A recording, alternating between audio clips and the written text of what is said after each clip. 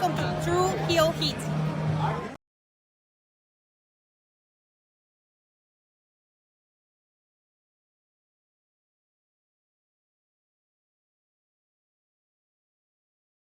What's up, True Heel Heat? True Heel Heat. What's up?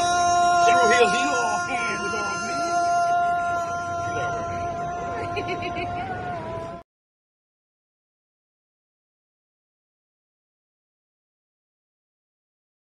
Hey everybody, it's Tony Schiavone of All Elite Wrestling, and this is True Heel Heat. And I said it right, you motherfuckers.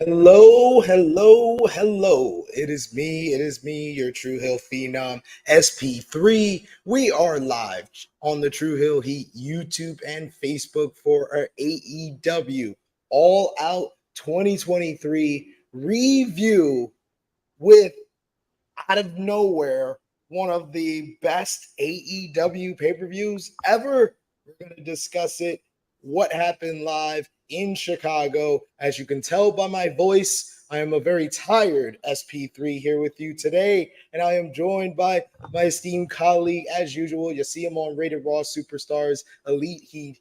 He is the Tru Draw Josh. No, I'm sorry. I just started laughing because you sound like a ring announcer. Like your voice is pretty deep. The adjustments have to be made. The bartender at and the United Center said, "Suck on some lemons if you lost your voice," because she was like, "What? You were yelling and screaming." I was like, "No, I was singing Final Countdown." I was like, that did my voice. That did my voice a number. But we have a very, very special guest here with us today. Someone I've been very excited to have on the channel. You've been hearing about her if you haven't already, because she's been doing excellent work with Women's Wrestling Talk. But you probably heard her at the All In press scrum where she represented and asked the question that a lot of people should have asked before her, but she was the one that asked it. Someone who's been getting a lot of exposure in the wrestling media game, and I love to see it. It is Lyric Wrestling. Welcome to the show. How are you doing? Hi, happy to be here. Super happy to talk about All Out. I enjoyed the show, so yeah, let's do it. And also, thank you for that introduction. I feel like you gave me way too much credit, but hey. If there's one thing I do is I gotta give the proper introduction when we have someone on the show. I try my best, but my voice sucks today, I admittedly. So if you could tell the people everything else you're doing, because I know you're doing so much in the wrestling media game, so give yourself a proper introduction. Okay, so hi, I'm Lyric. I am from South Carolina. So I always say that I am a PhD student by day and a podcast host by night. So I host a podcast called the Maps and Graps podcast, which is all about wrestling all over the world, from Brit Rest, Japanese wrestling, occasionally some lucha stuff, obviously stuff that's happening in the States, just really talking about all the things, because I watch anywhere between 5 to 8 promotions on a given week. And I write for Women's Wrestling Talk as well as Monthly Puro. I have a article coming out in this month's magazine about Black wrestlers in New Japan. And what else have I been doing? Doing some stuff for SNME Radio.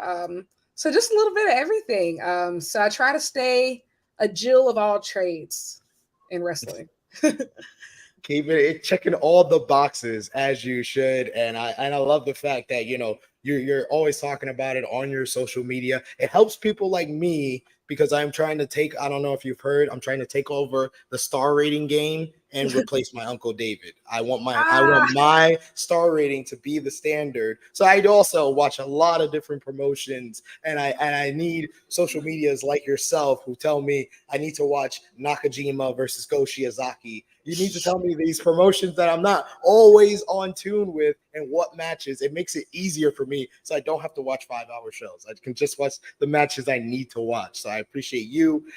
We might have Scott Edwards. He's another one that I follow for like Stardom and stuff like that. So yeah, appreciate you. I'm glad somebody's watching my Noah coverage. It's been a huge weekend for Noah in addition to AEW. And so I've been freaking out about that too. So lots of great wrestling happening all over the world. And luckily I get to cover just a snippet of it, it feels like. So absolutely. And you're covering AEW. That's why you're with us today. And like I said, I was blown away by yesterday. I don't remember a show. I remember many, trust me, many WWE shows that had low expectations. And the show winded up great because their roster is amazing. But I had never seen a show that had this low expectations and blew it out the water and had 5 matches on the quality of the final 5 matches on this card. But that's me being there live. Might have some live bias. So I want to hear from you guys who watched it on the TV. How did that translate? I'll start with you, Josh. What's that kind of the one word overall to give your feelings on AEW All Out? Necessary. I felt like yesterday was very necessary. Ended up being way better than I expected. I mean, I usually, with these kind of buildups, I usually have low expectations anyway, but probably exceeded that. I thought the whole show to me delivered from top to bottom. So I enjoyed it. I thought it was the right spot for the main event. Match placement was great, in my opinion. It didn't hurt the card like it did in Double or Nothing. It was great all around. What about you, Lyric? It's hard to put it in one word. I had a lot of feelings. I think especially after going to All In. Like, don't get me wrong, All In was amazing, and it was just like the wrestling weekend of a lifetime. However, I would be lying if I didn't say that the vibe was a bit off in a sense of just like for people who have been like really hardcore AEW fans, it kind of felt like the focus, obviously with so much stuff going on, it just All In was just a little bit off. This one felt like this is AEW, like this is the AEW we fell in love with. Like this is the alternative. Like this is them embracing being the alternative. And I just loved everything about it. I don't think a pay-per-view hasn't really captivated me like this since Forbidden Door last year. And so it was a hit. I loved every second of it. It just felt like we're turning back to what makes AEW so special, like to me and like to so many other people. So it was excellent. And you make a very good point. It's very reminiscent, and hey, Prince, very reminiscent of Forbidden Door 2022 in that, like, they're back against the wall, all the injuries, everything that could have went wrong with that show did, and it was one of the best shows of the year. And once again, back against the wall, the biggest show of their whole company history the week before. That happens with one of their biggest stars getting into a fight that leads to his firing on the weekend that you're in his hometown where he is considered a god.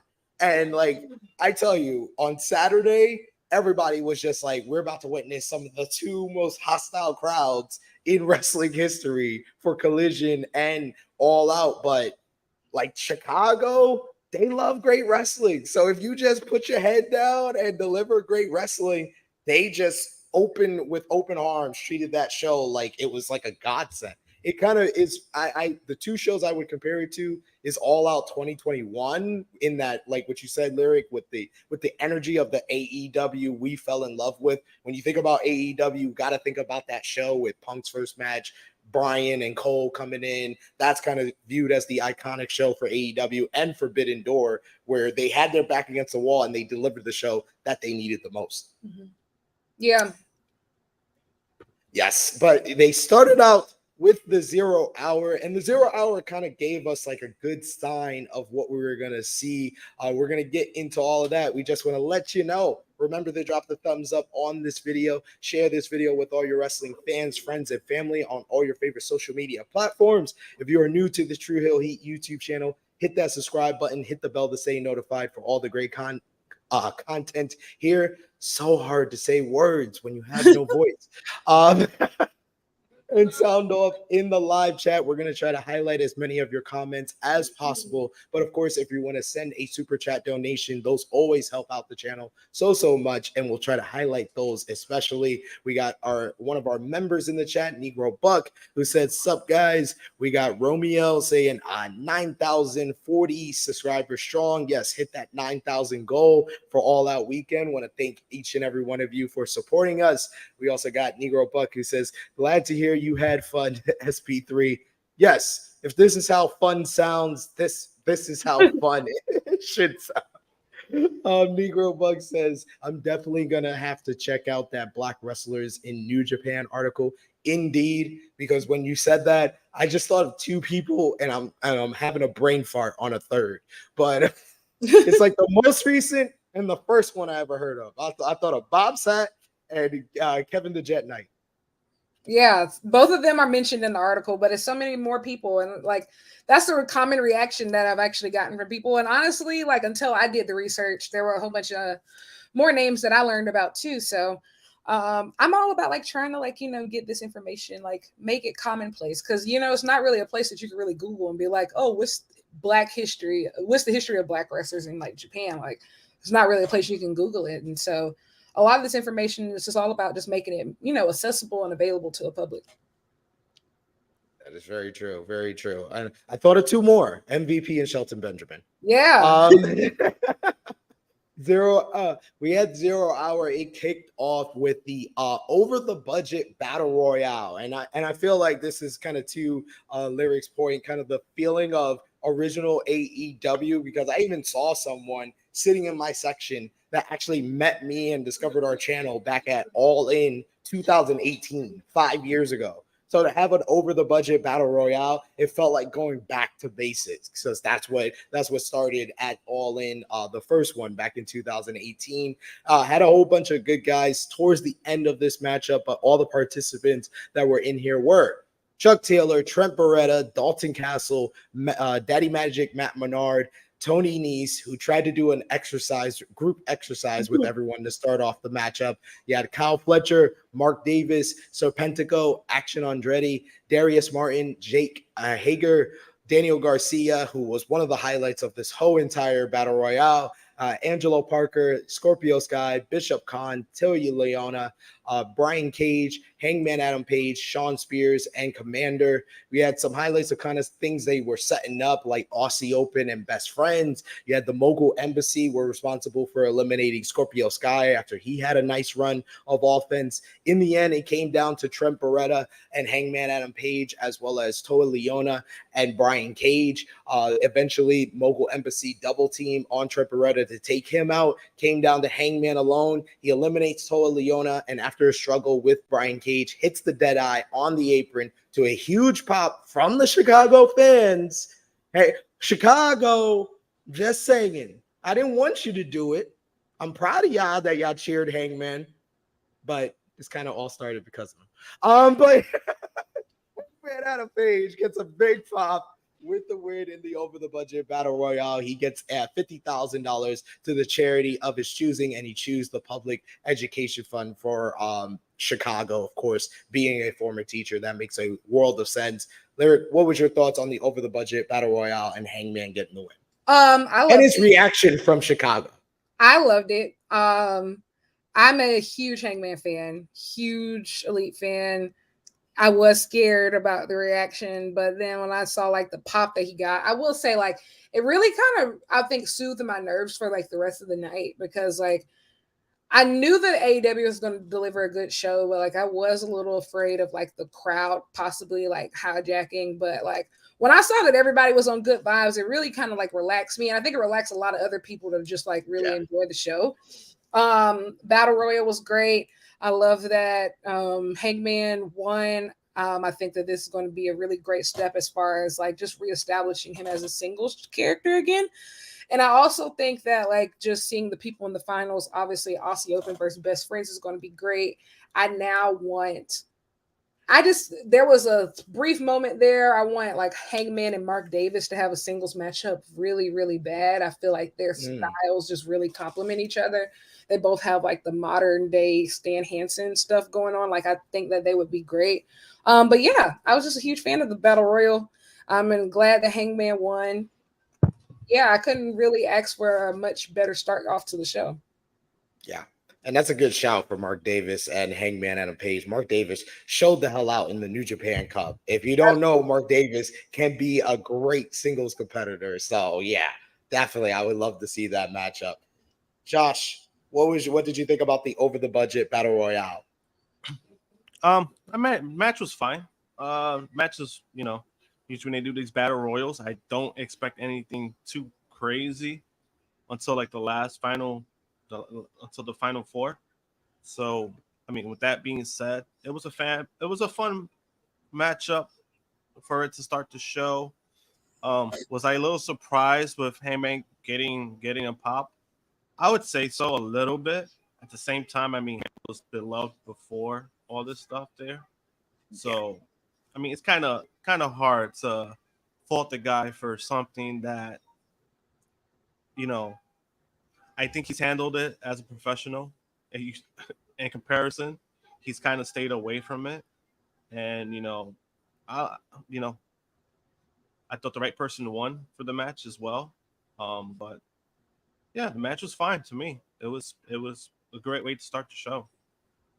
Yeah, it got the crowd into the show, so that's the best thing you could do with the opener on the pre-show. You had the next matchup was a women's trios matchup of Hikaru Shida teaming up with Sky Blue, Willow Nightingale to face the team of Ring of Honor Women's World Champion Athena, Mercedes Martinez, and Diamante. I thought they did a good job of kind of giving everybody their time in this matchup. A real focus and the real highlight to me was Athena going at it with Hikaru Shida. Why has Athena been here over a year? We haven't even touched that one. That's a great matchup right there. I thought that there would be more setup for maybe a potential challenger for Athena, whether it be Hikaru Shida or maybe even Willow Nightingale getting another opportunity here. But in the end, it was Sky Blue getting the win with Code Blue on Diamante for the 1-2-3. They got 8 minutes, 23 seconds. I thought this was a solid matchup here on 0 Hour. Josh, what did you think? Yeah, it was a solid matchup. The hometown girl got the pin, which I was a little surprised with. When it comes to Athena, I was happy to see her, but at the same time, I think she should be doing more.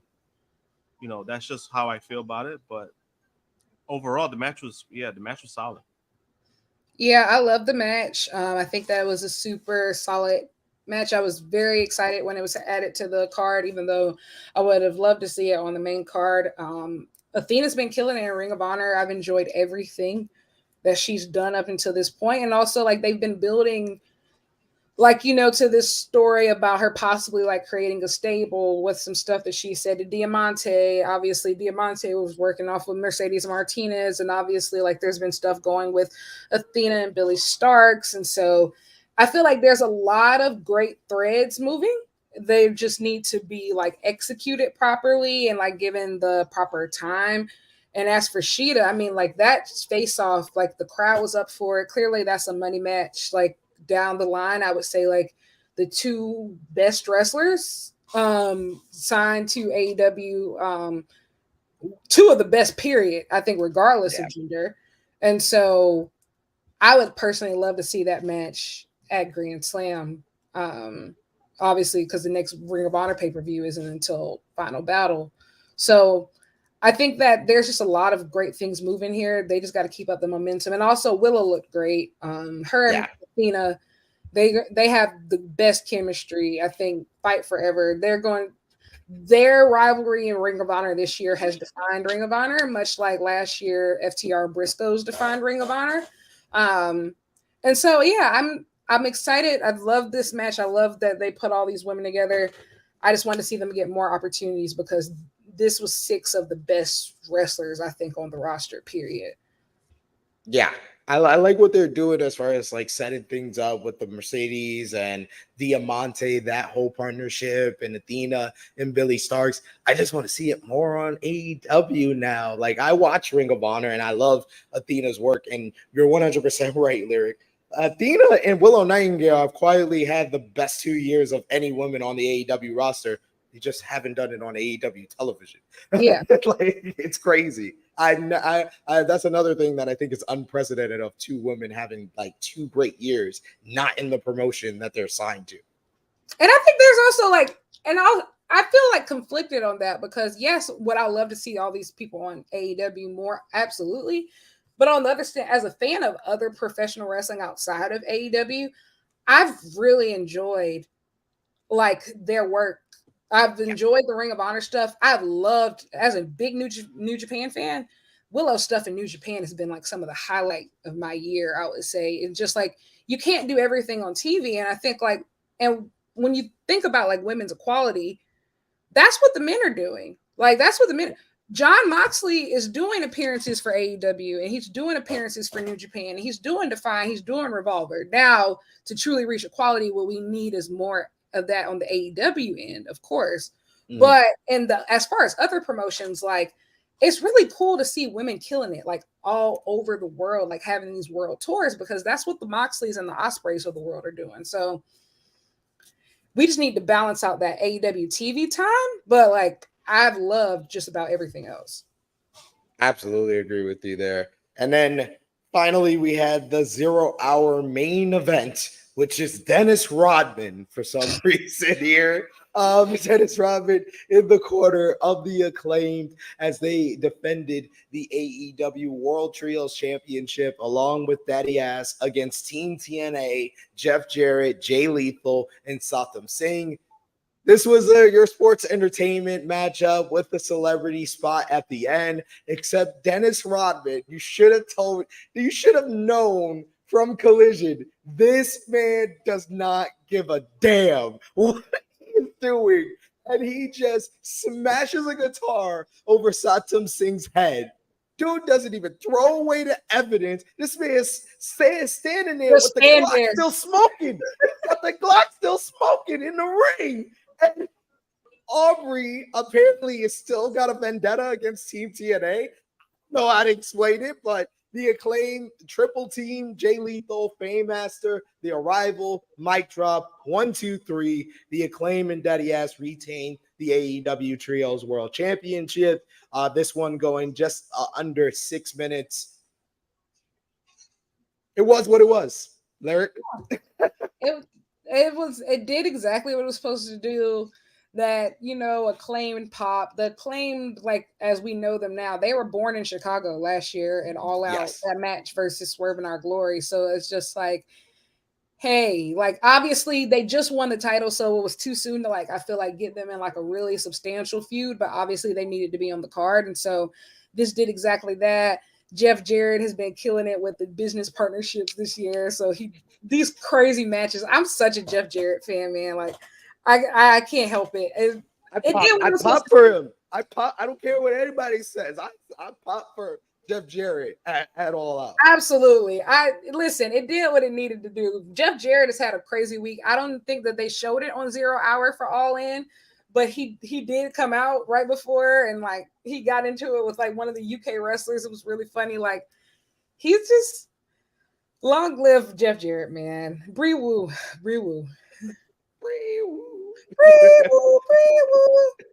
You got to do it for me. Thank you. I appreciate it. Josh, what did you think about this? Yeah, I mean, I didn't expect much. It was more of an entertainment aspect, because yesterday when I started the stream, I think before that. So I started the stream during the women's match, well, right before the women's match. So I was on by myself watching the match. And, you know, I told everybody, I was like, anything with Jeff Jarrett at this point, you should expect some kind of like more so entertainment more than an actual wrestling match at this point, which I'm fine with. I told everybody, I was like, I think this is just something you guys have to accept. So you see something goofy or something ridiculous. I think people put a little too much thought into it of like, oh, what the hell is this crap? Jeff Jarrett is just at the point of his career where he's just putting other people over, and I think he's just enjoying what he could do at the best of his abilities. And like I said before, I've been critical on Jeff Jarrett for years, but I've been very appreciative of his AEW run because he's been funny, he's been doing his job, and I think that's all you could really ask for when it comes to for on his end. See, we got a spot ready for you on Planet Jarrett, Josh. We got a condo for you. You can move into Planet Jarrett. It's fine up here. I've been on Planet Jarrett officially since the chicken farm segment. The chicken farm segment is still one of the highlights of the year for me. I've been on Planet Jarrett since like the TNA days, so like it's okay. I'm sorry. I couldn't. After what he did to Marty Brown, no. Nah, man. I'm gonna be honest. I think that I got into TNA like right after that. Okay. How old was I? I was like, what, 9 when I started watching TNA? So like, yeah. But that was like 2003, 2004. Oh yeah, that was definitely before. Right after, yeah. Right after that. Because I still held it against him. He beat Ron Killings, the first black NWA world champion. They was pushing Monty Brown to be the next black world heavyweight champion. Breeble was just like, no, we're gonna have a match with 101 referee bumps, and the guitar's gonna be broken 101 times. I'm gonna hit you with the guitar out of the pounce. Like, what?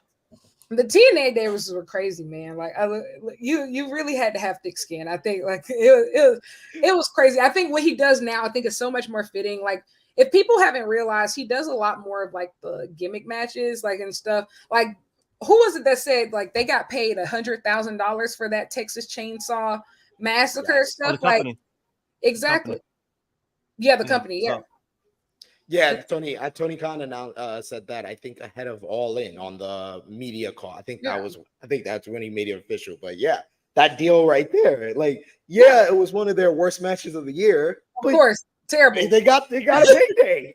Like, that's Jarrett's job. Like, he facilitates all these like partnerships and stuff. So you'll always see like a lot of the quote unquote celebrity angles or the network partnerships. They always funnel through him because he's trustworthy. They know that they'll keep the people safe or all that type of stuff. So that's what we need. Like that's how AEW grows. That gets more eyes on the product, whether it's the best match on the card or not. Luckily, they put it on 0 hours, so I feel like no harm, no foul. Yeah.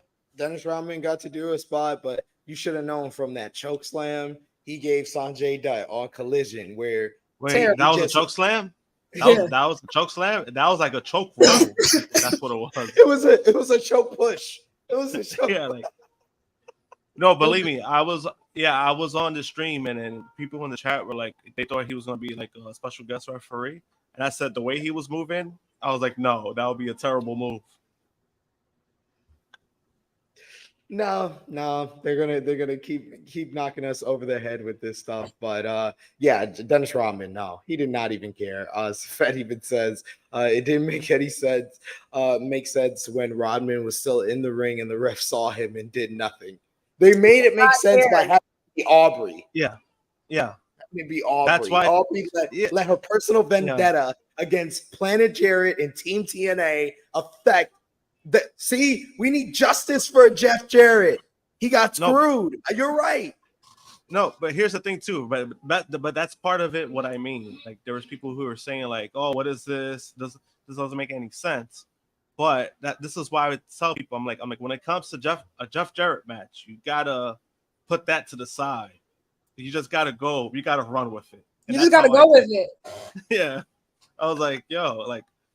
Because even so, like with the whole guitar spot, I thought it was hilarious. He just stood in the ring. I was like, he just put it behind his back, like she's not gonna see it. But it was just the whole concept was just funny, and I think that's what they were going.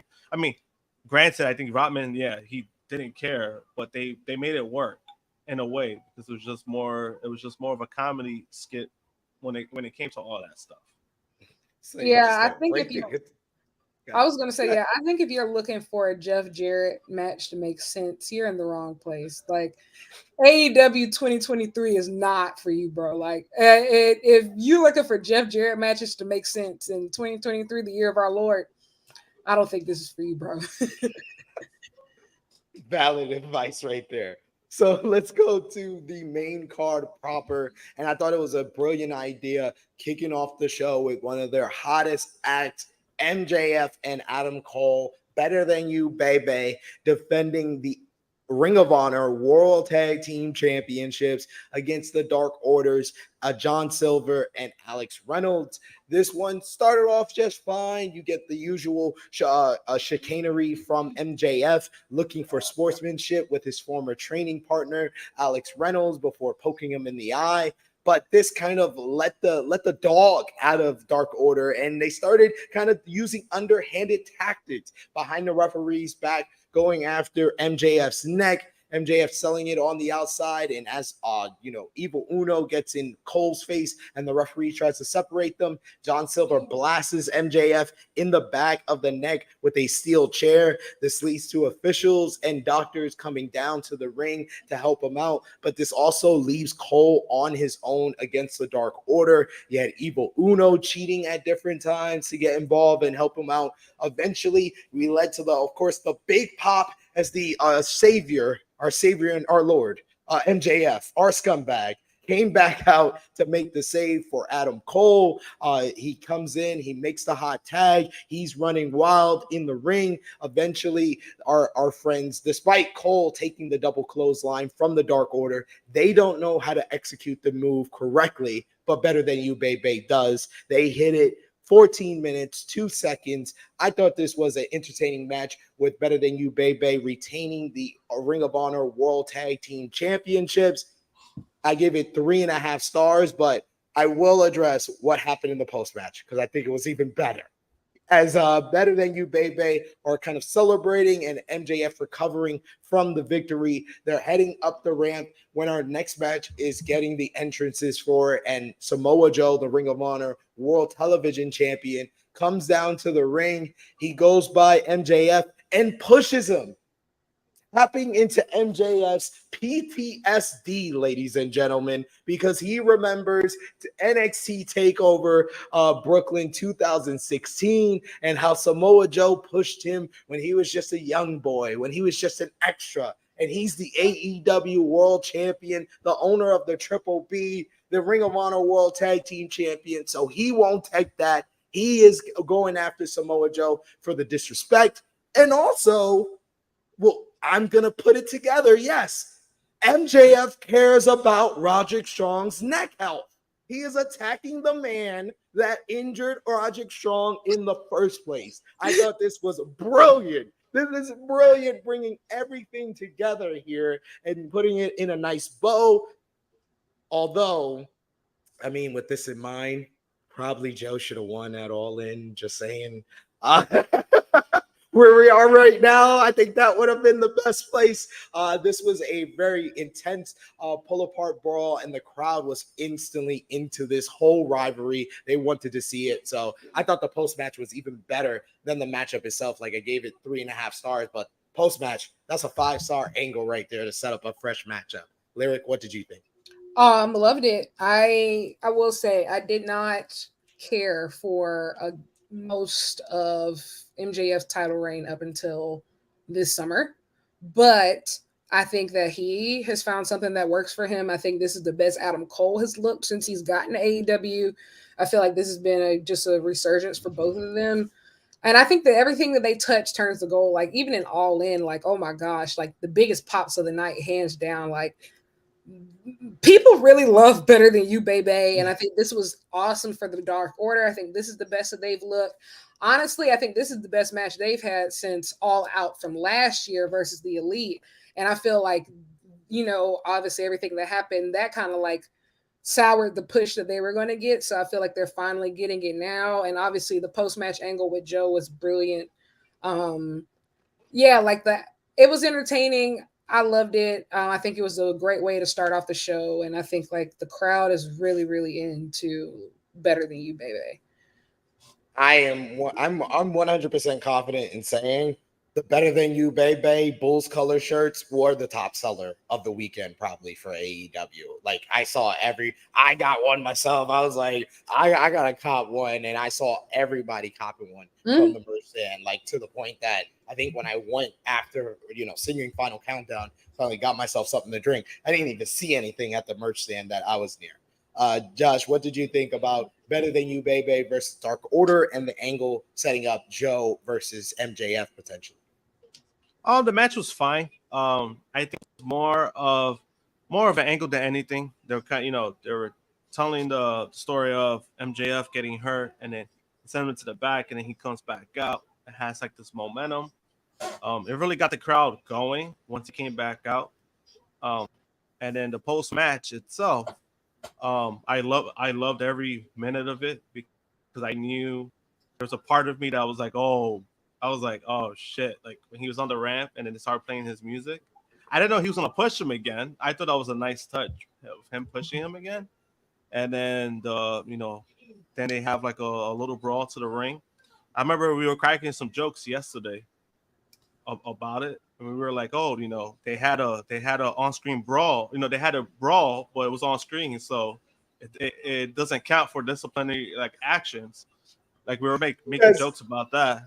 The Joe getting the front face lock, that did not go over my head. When Joe gets the front face lock and then they finally come down, and literally it was funny afterwards. We were like, did they just do what really happened in the angle? Because Cole, who's a wrestler, MJF's best friend, and supposed to be Roderick Strong's fan, that's the guy that injured him and ruined his neck to the point of no return. He didn't want to get involved in this brawl at all. He was letting MJF, his best friend, get mauled by Samoa Joe. He's like, security. Is he playing the role of Tony Khan in this reenactment? Maybe. This is how Tony Khan was backstage.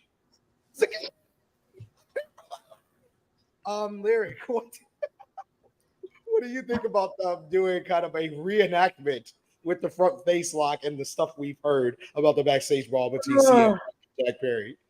Oh my god, I think it's hilarious. Like it's simultaneously hilarious and also simultaneously exhausting. Of like, if I never hear about brawl in, brawl out, it will be too soon. Like, good God, like I will say, I think that's why I love this show so much, is because like I do.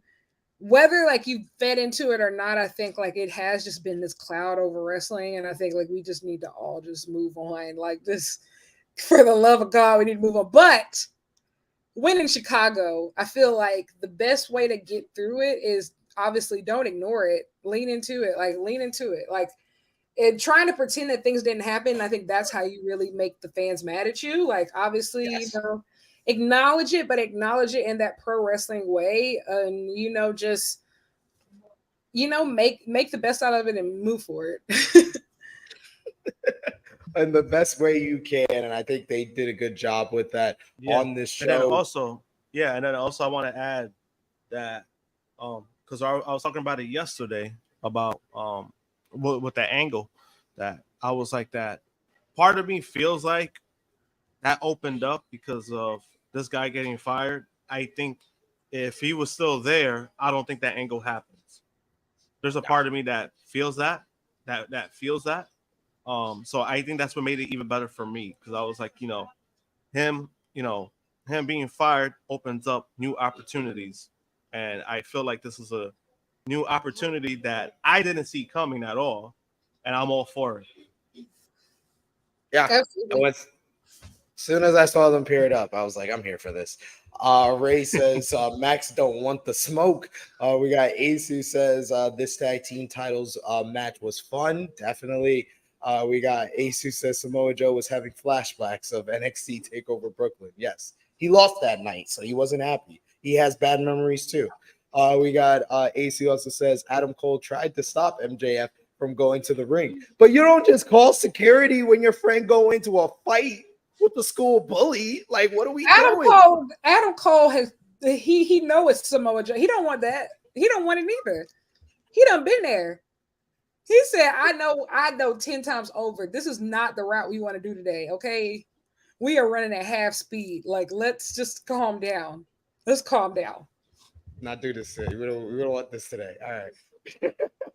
Ring of Honor World Television Championship was up for grabs. Yes, after Samoa Joe had a pull apart brawl, he had to go right into a match. Sound familiar? Samoa Joe versus Shane Taylor for the Ring of Honor World Television Championship. I was very happy for Shane Taylor getting this opportunity, one of the stalwarts of Ring of Honor towards the tail end of the company before Tony Khan purchased them. And he got the opportunity here. And I thought he looked very strong bringing the fight to Samoa Joe. This was like two Mack trucks coming at it and colliding in the ring. But it was pretty much a sprint in that it only went 6 minutes, 24 seconds. I love the finish though, with Samoa Joe just basically giving like kneeing Shane Taylor to death and then turning him around, locking on the Kakina clutch. It made him look strong. It made him look like he can be a top contender for MJF. So this was effective after the pull apart brawl. And I thought Shane Taylor looked good as well. So I gave it 3.25 stars. Lyric, what did you think? I thought that this match did exactly what it needed to do. I think Shane Taylor looked great. I think that this was an awesome opportunity for him. And like, I think Samoa Joe is just one of those people that I feel like we take for granted in wrestling. Like, how old is he now? Like what, 43, 44, something like that? And yeah, he is just as intimidating for me as he was when I was a kid. And like, he's just, he continues, and obviously he's not the exact same wrestler. A lot of his style has changed, but he just continues to reinvent himself to make himself like this ultimate asset for any company in any era. And it's just been a privilege to continue watching him. And I think we take him for granted because he's so solid. Like, I've never seen Samoa Joe go out there and stink up the place. Like, I've never seen it. And I don't think we ever will. He's just getting better with time. And so this was great. It did exactly what it was supposed to do. Yes. Josh, what did you think? The match was great. It's just that any hope that anybody had for Shane Taylor winning went out the window after that segment. Because I was like, Samoa Joe looked way too strong for him to lose. I was like, that was not going to happen, which I was fine with. The match did its job and made Joe look strong, made him look credible. So even if they go forward with this angle, he looks he looks a lot stronger than MJF at the moment. Exactly. And he's being a big dude like Shane Taylor. It just looks impressive for someone, even if this is like your first time seeing him or seeing Samoa Joe. You're just instantly like, man, he just beat that big dude. MJF don't have a chance. Next, we had Darby Allin getting his opportunity at the TNT Championship. Darby Allin versus Luchasaurus.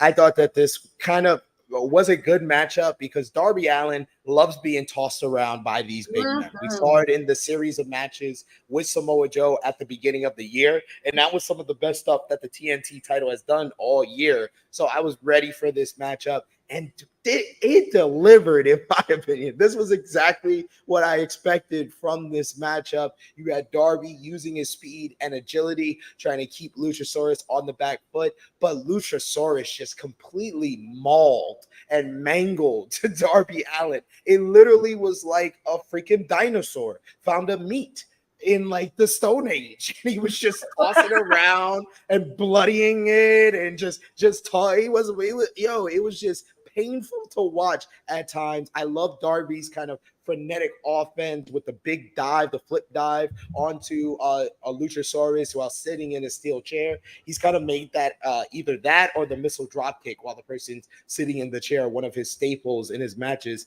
as of late. But what backfired for him was the fact that he was versing Luchasaurus and he did things like this. What? This man just did an interview where he told the world he had an injured spine because he did a coffin drop onto a metal coffin, and then you have the steel steps and a 300-pound man standing on him.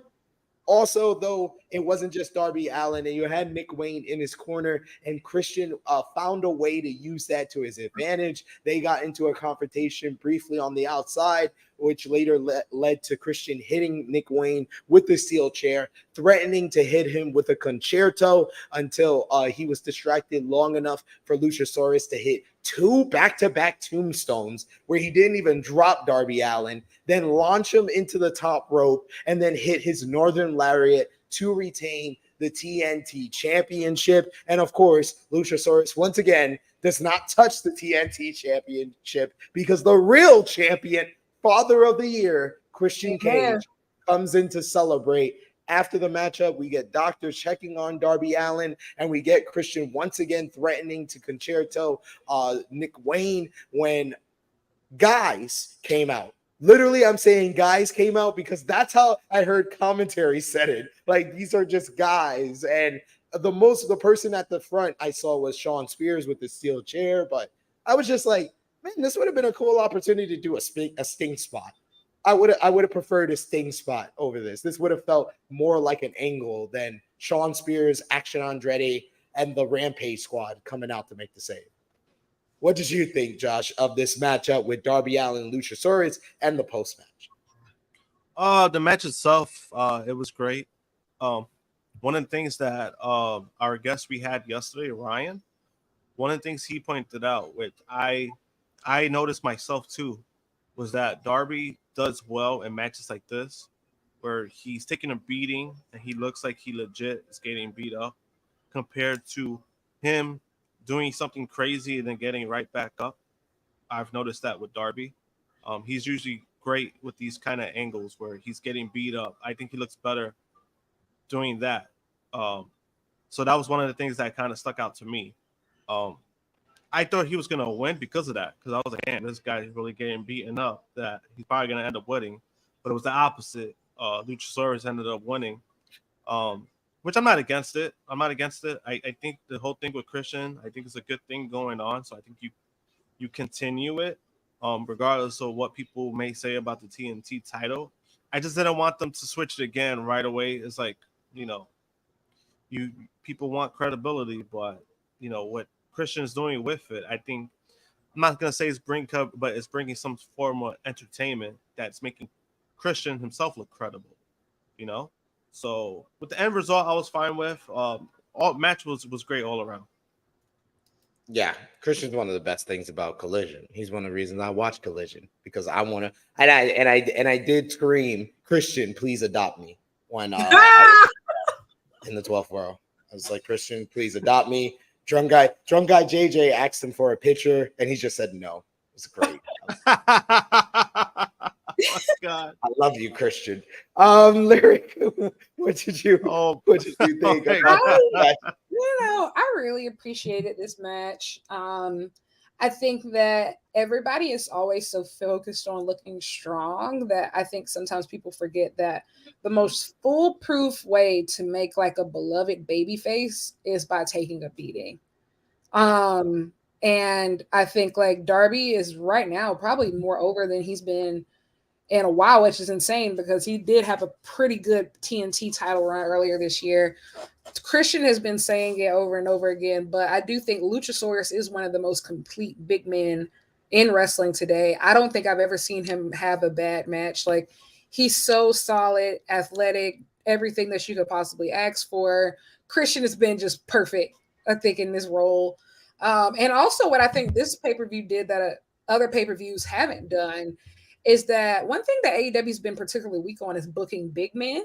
And I think this pay-per-view was by far the best booked that big men have been in AEW by far. Like, across the Joe match, across this match, and then as well as going into the Hobbs Miro match of just stellar stuff. And so I really liked it.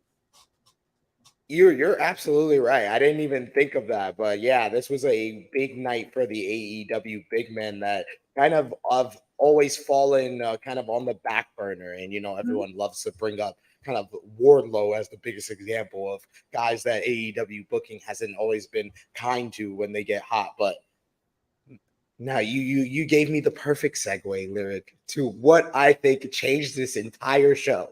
Because everything we just said was good, pretty good stuff. When this match changed, This turned up the heat.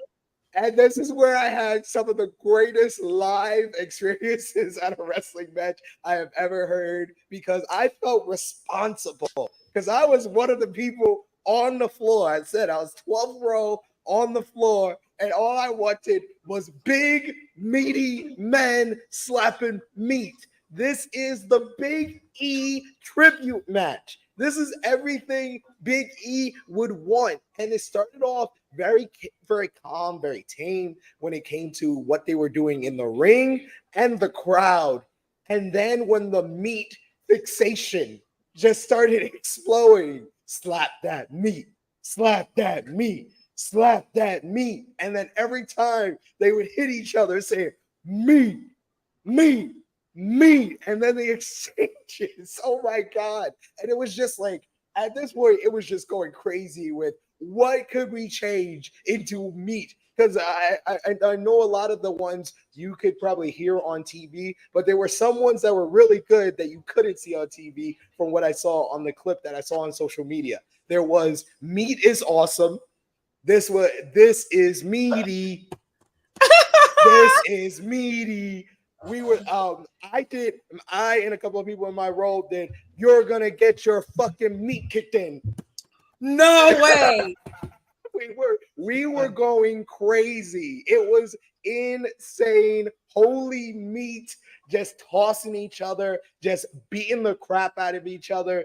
You got Miro doing the 10 beats of the Bowery with everybody saying meat. It was just insane. Like, this was very comparable to how it was with Scissor Me Daddy last year with the Acclaim. And as these two guys put on their best performance in an AEW ring. This is Powerhouse Hobbs' best matchup. This is Miro's best matchup, in my opinion. And it just came down to the two guys using each other's moves. You had Powerhouse Hobbs looking for game over. Miro was able to escape. He hits the spine buster on Hobbs, finally locks on the game over on him. Hobbs struggles, but eventually taps out. We even get them embracing in the middle of the ring after the matchup. We get a show of respect to a huge ovation from the Chicago crowd. But of course, Powerhouse Hobbs just attacks Miro from behind instead, keeping this feud going. And then we get a big surprise. After 2 years of her being the wife from Matlock. If you never watched Matlock with your grandma, Matlock used to always talk about his wife. We never saw his wife, but we saw Miro's wife. Miro's hot, flexible wife has arrived in AEW. Lana, aka CJ Perry, has arrived in AEW. I don't know what she's going to be called by, because I heard she was only referred to as Miro's hot, flexible wife. She comes in, she grabs a steel chair, she tries to hit Powerhouse Hobbs. At this point, me and the people in the crowd were like, she wants the dark meat. We've seen it. We've seen it. Oh, but it leads to Miro attacking Powerhouse Hobbs from behind, standing tall, but he just looks at CJ Perry and says, you're not real, because he has sworn off his hot, flexible wife, and Miro walks out on her to end this. This was amazing. So one of the best live experiences I have ever been a part of. I have never seen a crowd elevate a matchup more than this ever. Honestly, this was a 4.25 star matchup, but a 5-star live experience. And the post match with CJ Perry. This is kind of something that we've all been kind of wanting since he started mentioning her as this unseen character. So finally have it here. This felt like a big moment, and it felt like this feud could be the thing that gets both guys to the next level. What did you think about this, Lyric? Yeah, I really enjoyed this match. And the thing is, this was my least anticipated match on the card. Like, I will say, like, Miro's AEW run hasn't really clicked for me.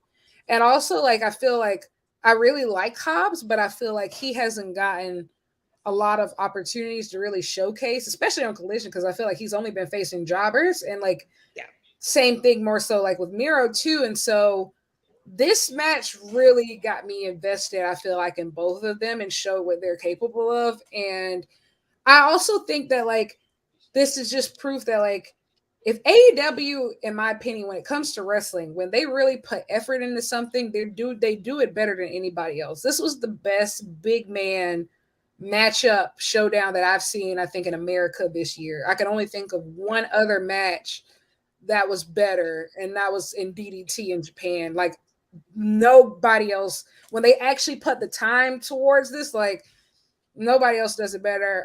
As for the CJ Perry's stuff, like it was cool to see her. I will say, like, I missed, like, I had stopped really watching WWE regularly by the time like the whole Bobby Lashley angle started. So like the end of their time in like WWE, I completely missed that. So like it's all clean slate for me. So I'm excited to see like, you know, whatever happens. But yeah, I loved the match. Definitely going to go back and rewatch it. Yeah, that's immediately like when I'm done with this, I'm gonna settle in at home and I'm just gonna watch that matchup because I need to see how that experience was for y'all watching it at home, because like that insane.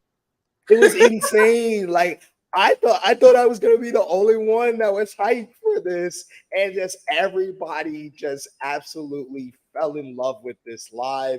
Like even my friend who's a little bit of a cynic, he was just like, that was an unbelievable match. I was like, yes, I did not expect that at all. And it was everything we could have asked for and then some. And it elevated both guys. I think CJ Perry getting involved will eventually lead to the Lana and Miro kind of combination in AEW, which has always kind of been a success. It's just WWE just never wanted to get invested in it.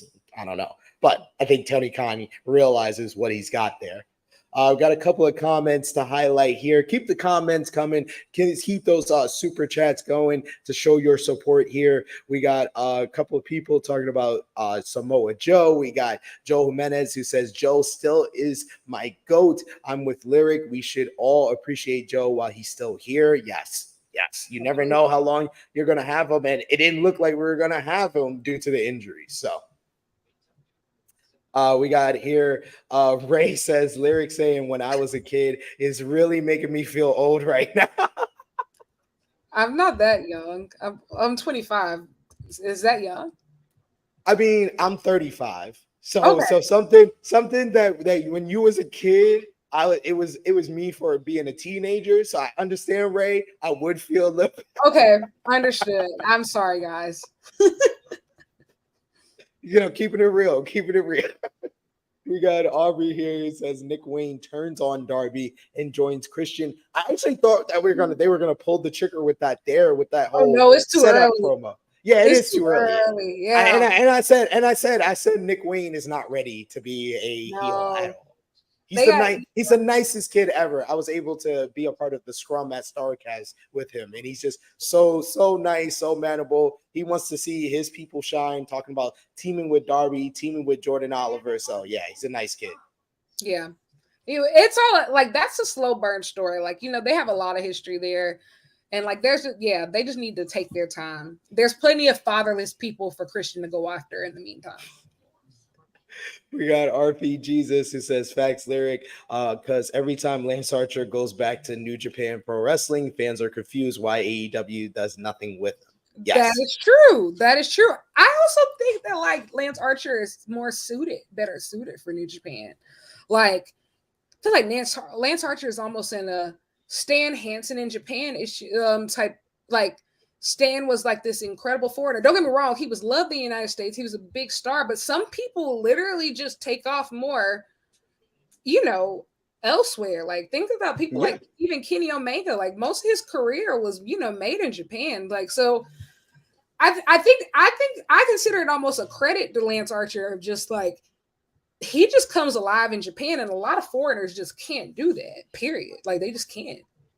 And it's funny you mentioned Kenny Omega, because that's always the talk. Oh, this is not the New Japan Kenny Omega, and I'm just like, don't you realize that Kenny Omega has gave y'all all-time years in AEW? Like his 2021, he's still, in my opinion, I know the conversation is, MJF, the greatest AEW world champion of all time. I even heard that when Hangman was a champion. I was like, it's still Kenny. It's still Kenny. It's still Kenny for Kenny. me. It's always going to be, it's Kenny for me. And honestly, the only person who could possibly even to compete with Kenny, in my opinion, is Jon Moxley. Just I was going to say him too, off sheer work rate. I will say though, as far as a lot of the matches, Hangman's reign had some of the best wrestling matches I've ever seen. Like the Lance Archer match, the Bryan Danielson matches. But from a wrestling standpoint, like Hangman just had some of the best possible matches. Yeah, his quality of matches was ridiculous. From the beating Kenny for the title at Full Gear, the 2 matches with Bryan, Archer, that's still probably Archer's best match in AEW. Was that Texas Death match. Like that's why, that's the one that doesn't get mentioned a lot. That's why I had to mention some of the best death matches in AEW, and that's saying something because Mox is in AEW, but no, like Hangman has some of the best death matches in AEW. Like that Texas Death match with Lance Archer, I've watched it 3 times. Josh, what did you think about Meat-O-Mania between Powerhouse Hobbs and Miro? Meat. You know, it's funny. I didn't even know that was going on. Because when I was watching the show, because when I was watching the show, I had it on mute. Because I was watching it from the computer. Yeah, I had to do the stream. So I was doing the stream and I was doing the watch along at the same time from my laptop. But to be honest, like to find that out that they did that, I actually enjoyed the match. So I think that kind of makes it better for me because I thought it was a great match. Because even when we were watching it, I was like, yo, like this match is way better than it should be. Honestly, like they really, both guys really worked well together. And to me, I was even saying it yesterday. I was like, it makes Miro credible. Like, it makes him look like he could be a guy someday that could really be a world champion. And I was out, and I said that. And you know how critical I was when it came to Rusev when he was in WWE. It had nothing to do with Rusev. It was just a booking that I'm like, no, he was the wrong guy that was over for the company. The company, that wasn't the guy they wanted over. That's why it didn't work out for Rusev. But then he comes over, becomes Miro.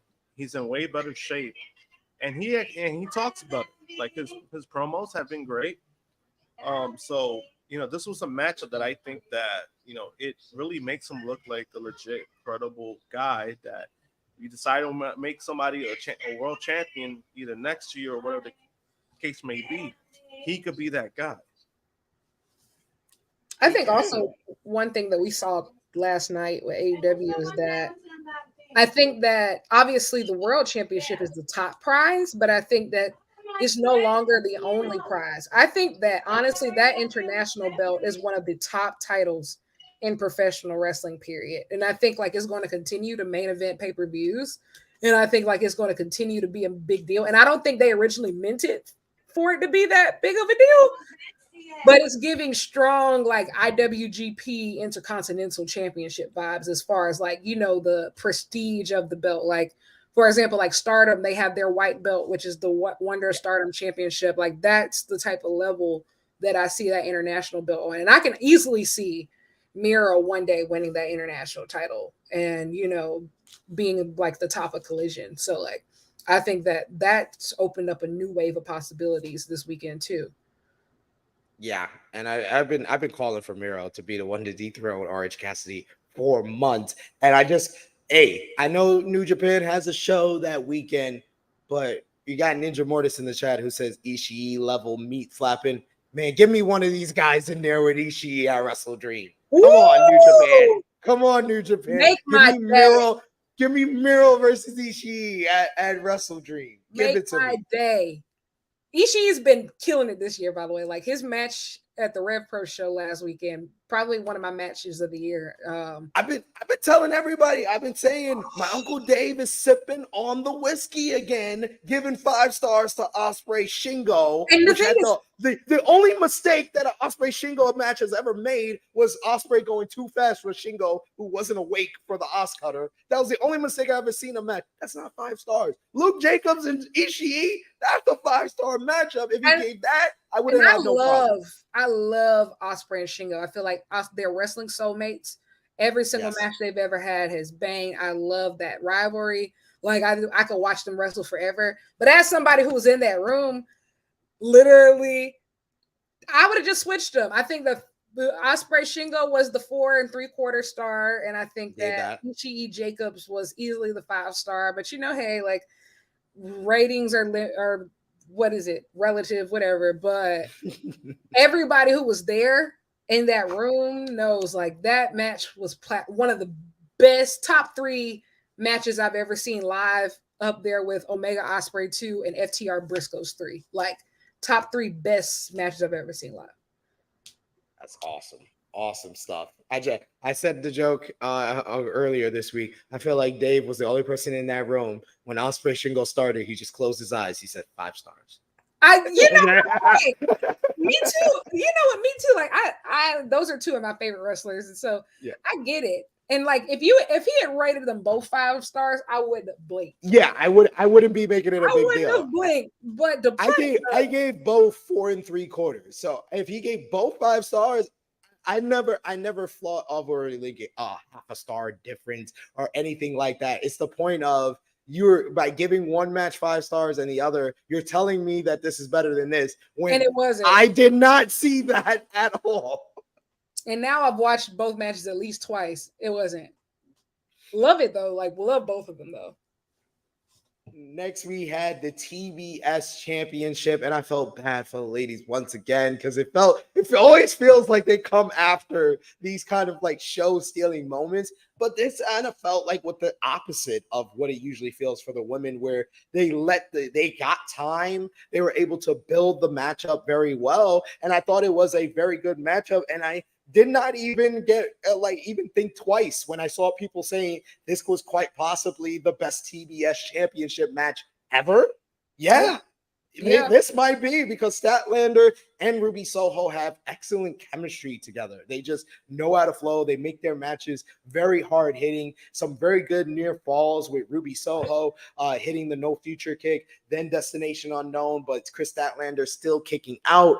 It looked like Saraya would become a factor, distracting the referee long enough for Ruby Soho to grab the spray paint, but Ruby was not able to grab the spray paint, and it was actually a storytelling moment because the spray paint has been the representation of a W, a win for the Outcast. You even saw it last week at All In with Saraya using it on Tony Storm, and Tony Storm, the jilted movie star, steals the spray paint from Ruby Soho, not even want to think about the opportunity for her to be the only member of the Outcast without championship gold, steals the spray paint. Ruby Soho turns around into Sunday Night Fever for Chris Statlander to retain the TBS Championship.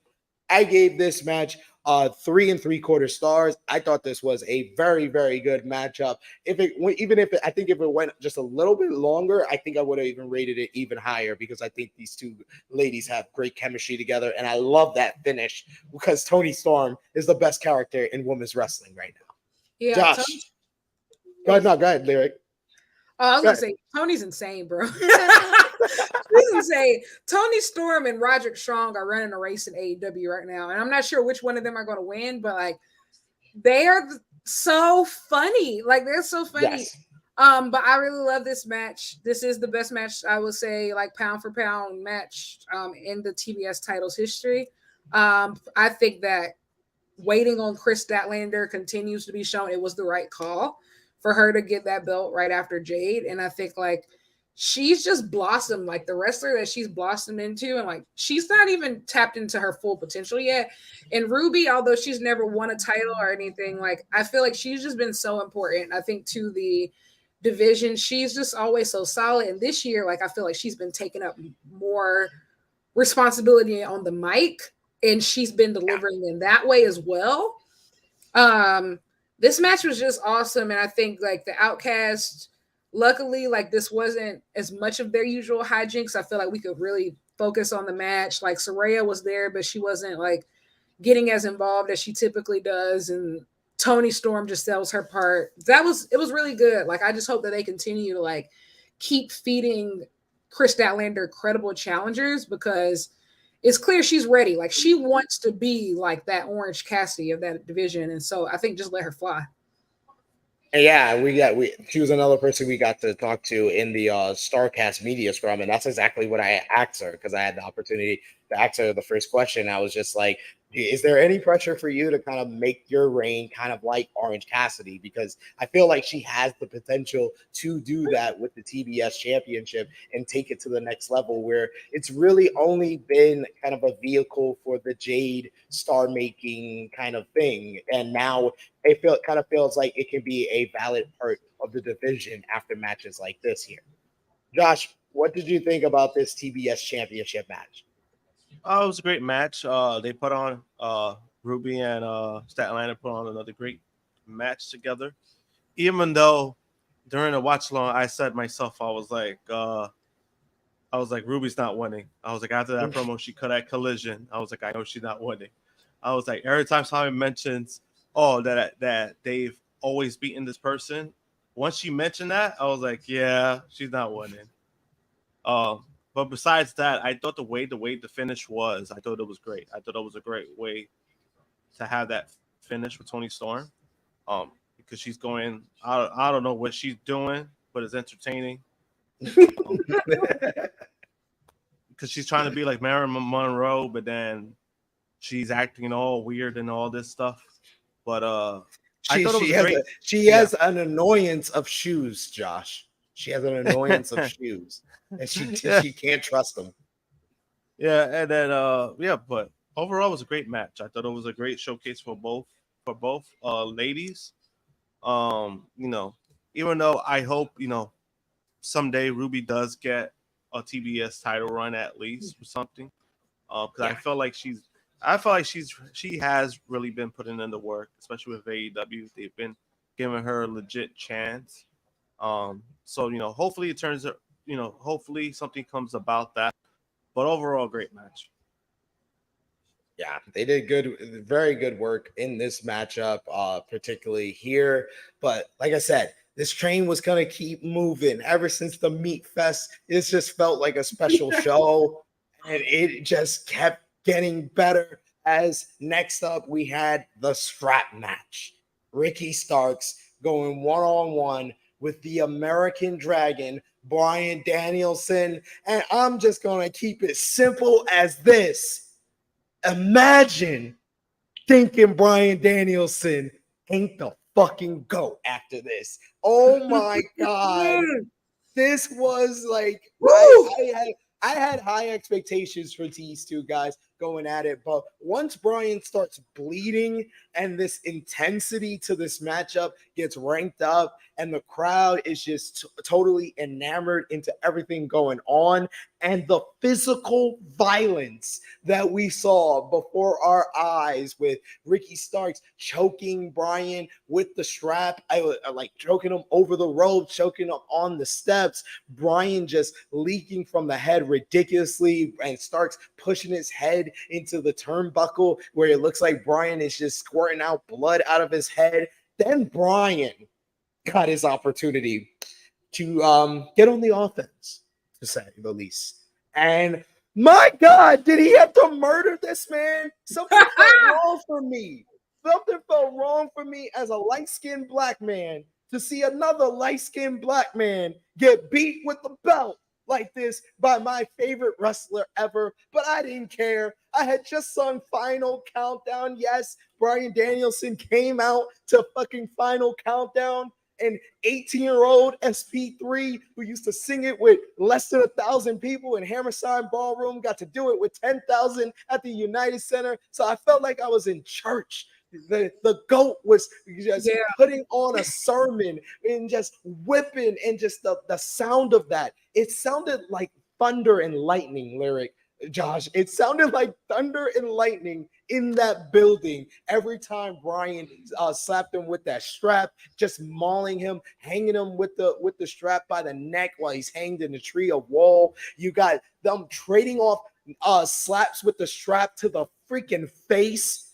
This is by far the greatest strap match I have ever seen. And I don't even think I am saying that as live bias. This just felt like the strap match was taken to a next level. And Bryan talked about it on the 0 Hour pre-show. He was greatly motivated because his last strap match was, of course, against the late, great Wyndham Rotunda, Bray Wyatt. And we get a callback to that matchup where he put him in the label lock with the strap over Bray, the Fiend's mouth. He put it over Ricky's neck. Take another call back to him choking out Justin Roberts, getting fired from WWE the first time, and Ricky does not tap out. Ricky just says, I'm gonna pass out in this. This makes Ricky look so strong. Bryan wasn't even able to get the label lock on because of the injured arm. This just had so much great storytelling. You had Ricky Steamboat getting involved. He was great on commentary, I heard. He gets involved. When Big Bill gets into the matchup, he's throwing chops. Ricky took a bump. Ricky the Dragon Steamboat at 70 years old took a fucking bump. Yeah. You know what time it is? Full fucking boat. That's a 5-star matchup right there. Oh my God. Like out of nowhere. I was like trying on my way back to New York. I was like, I'm trying to figure out a way where I don't have to give this match 5 stars. No, it just there's no reason. I don't care. Live bias, you can give it to me. They convinced me FTR and Young Bucks wasn't 5 stars at all in. I was really into that. But I understand that was my emotions to being a longtime Young Bucks fan, and that near fall on that second BTE trigger. That's one of the best near falls of the year. But I will not be talked off this hill today. Bryan Starks is a 5-star match, the greatest match of Ricky Starks' career, and the greatest strap match in wrestling history. Lyric, what did you think? Man. One is just, I just feel just honored to be watching this era of Bryan Danielson's career. I'm so glad he came to AEW. I'm so glad that we got this. Like, this is some of the best wrestling ever.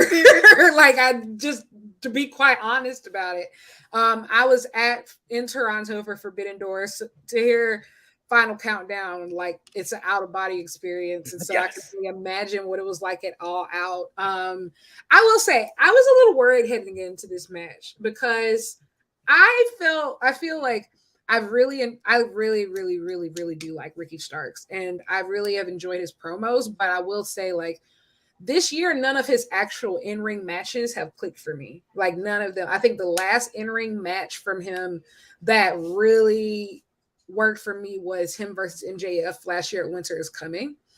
Mm-hmm. And I feel like he's kind of like just been floating as far as like those real signature matches.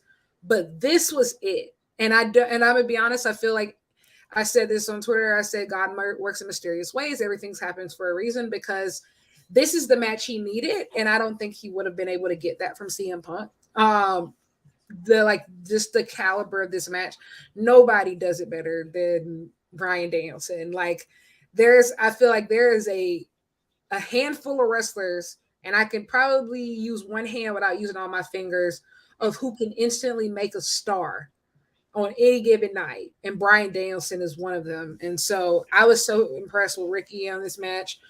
Bryan Danielson gets on the media scrum and says, yeah, did you notice I never even threw he didn't even use his hand, one hand. Like, do you know how good at wrestling you have to fucking be to just say, like, yeah, did y'all notice I didn't use my left hand, man? Like, bro, what?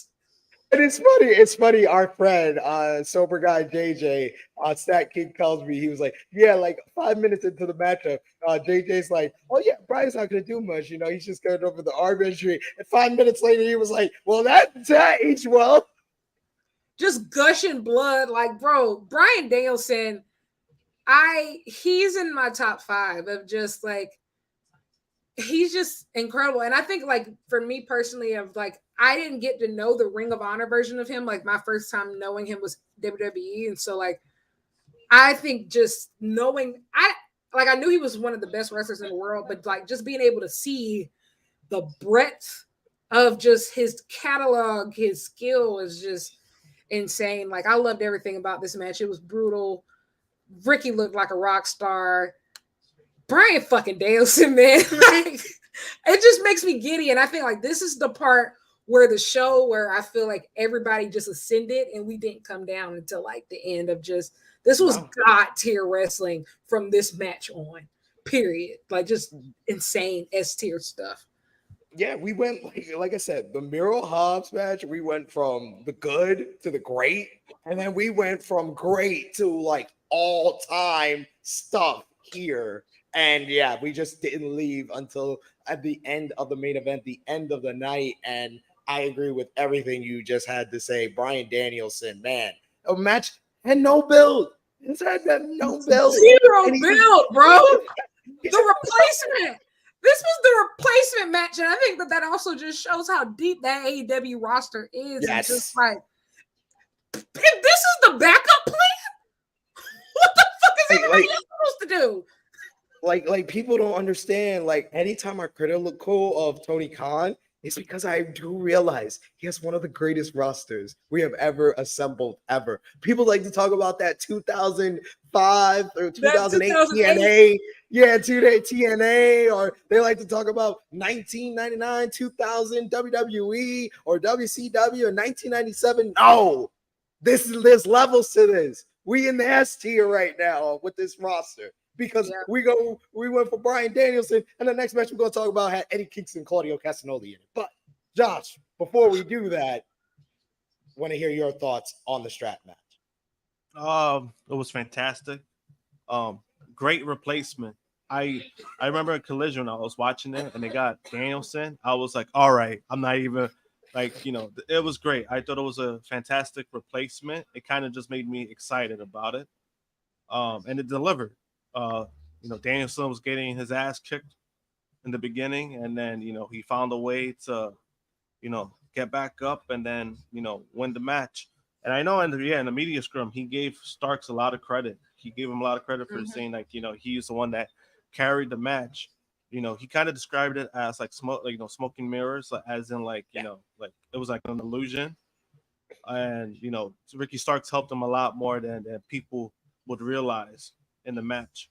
No, but overall I thought it was great. I know a lot of people are saying that with the whole Punk, like that they wouldn't have gotten probably this quality with Punk, which I agree to a certain extent. I just don't think it would have been a strap match. I think if it would have been a strap match, I think it still would have been great because we've seen Punk in these kind of matches like the dog collar match. So I still think it would have been great on that aspect. If it would have been, I think another singles match. Obviously, I don't think it would have because it wouldn't have been that violent. And that's what this kind of match kind of needed. If it was a strap match, you got to make it violent. You got to bring up. You got to amp it up, and I feel like that's what they did with this. So it was, fantastic. Danielson's still proving why he's arguably the best in the world. If you really want to get down to it to see like, hey, who's the greatest wrestler of all time? He's still proving it. I think it was going back to what you said about when they were like, it was the dragon. I thought it was Shingo for a minute. And I was like, well, this is one way to go about it. And I was like, hey, like I thought we were going to get Shingo because I was like, there's no way Danielson's cleared. And then like when they said Danielson, like I lost it. Like I just lost it.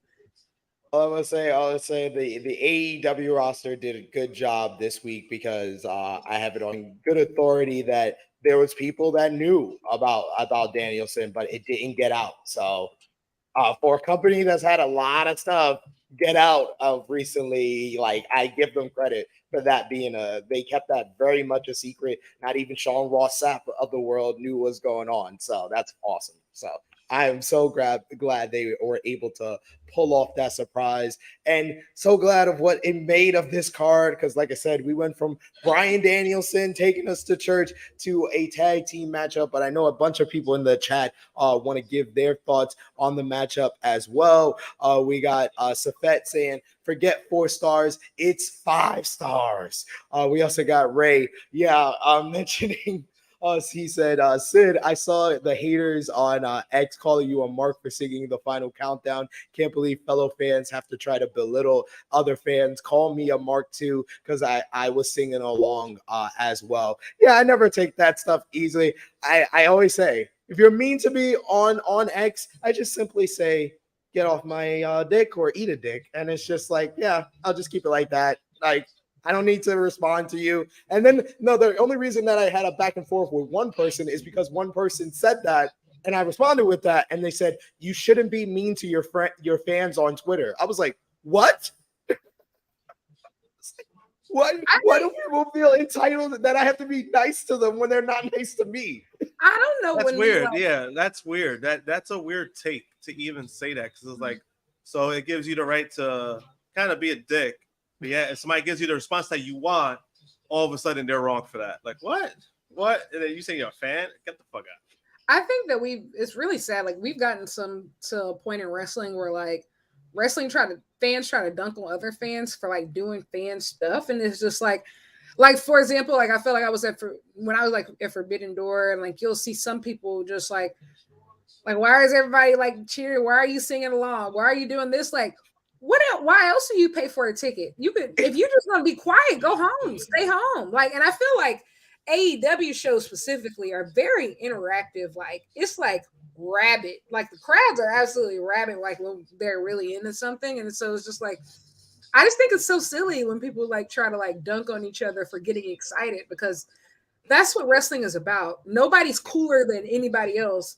We're at a wrestling show, guys. Like, how cool can you be? You know, like, have a good time. You pay.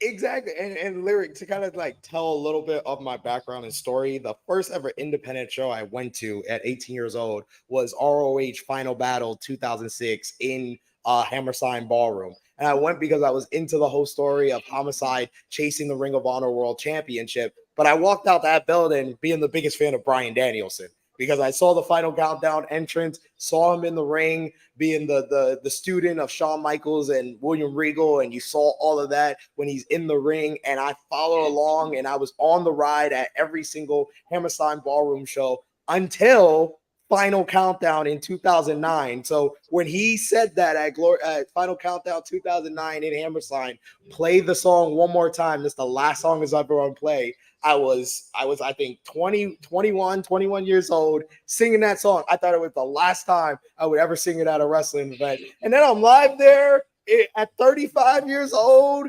And the last time when Forbidden Door, I was at home with my 2 3-year-olds asleep. So you have to do the inaudible response of the silent scream. Yeah. The silent scream. That moment yesterday felt therapeutic, ladies and gentlemen. I think it also, that's who AEW is. Like, you have to think AEW rewards like hardcore fans for like watching. And I think the AEW utilizes music better than every other promotion. And I think like of just like, for example, one of the biggest moments from All In was when using Seek and Destroy Metallica, like using Sting's WCW music. Like, folks lost it. Like, people lost it. Like, think about a couple weeks ago, our Rob Van Dam coming out the walk of just like, you know, songs take people back to different eras of wrestling, and it reminds them of where they were at certain times of just like, the music is important. Final Countdown is a big deal. Do you know how expensive that song is? Y'all better enjoy it after all that Tony Khan done paid for it. Yes. And I did get this information as well, you know, because I hung around the United Center. I went to the after party at their hotel. This was supposed to be, I'm sorry, Larry, at Wembley Stadium.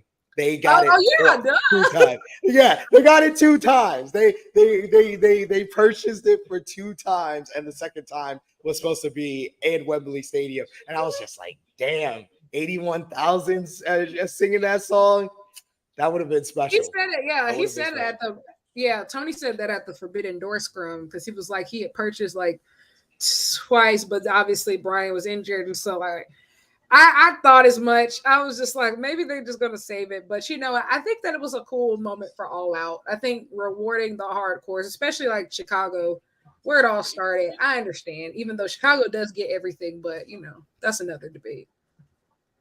Another debate for another time. That's why they were feeling kind of spun this weekend, because they're like, you didn't build up this card properly, Tony. They're entitled. Chicago got spoiled last night. Okay, Chicago was spoiled last night.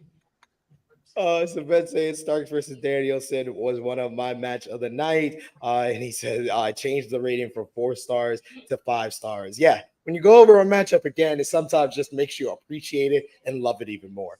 The next matchup was tag team action. You had Eddie Kingston teaming up with Ring of Honor, pure champion, Cassidy Shibata. I got to hear the Shibata song in person. Yes. And yesterday before the show, got to talk to Eddie Kingston. Shout out to Eddie, because he said the most New York thing ever, because he was like, as long as New York got me, the rest don't even matter. I was like, that's the most New York thing ever. I love you. This is why you represent us.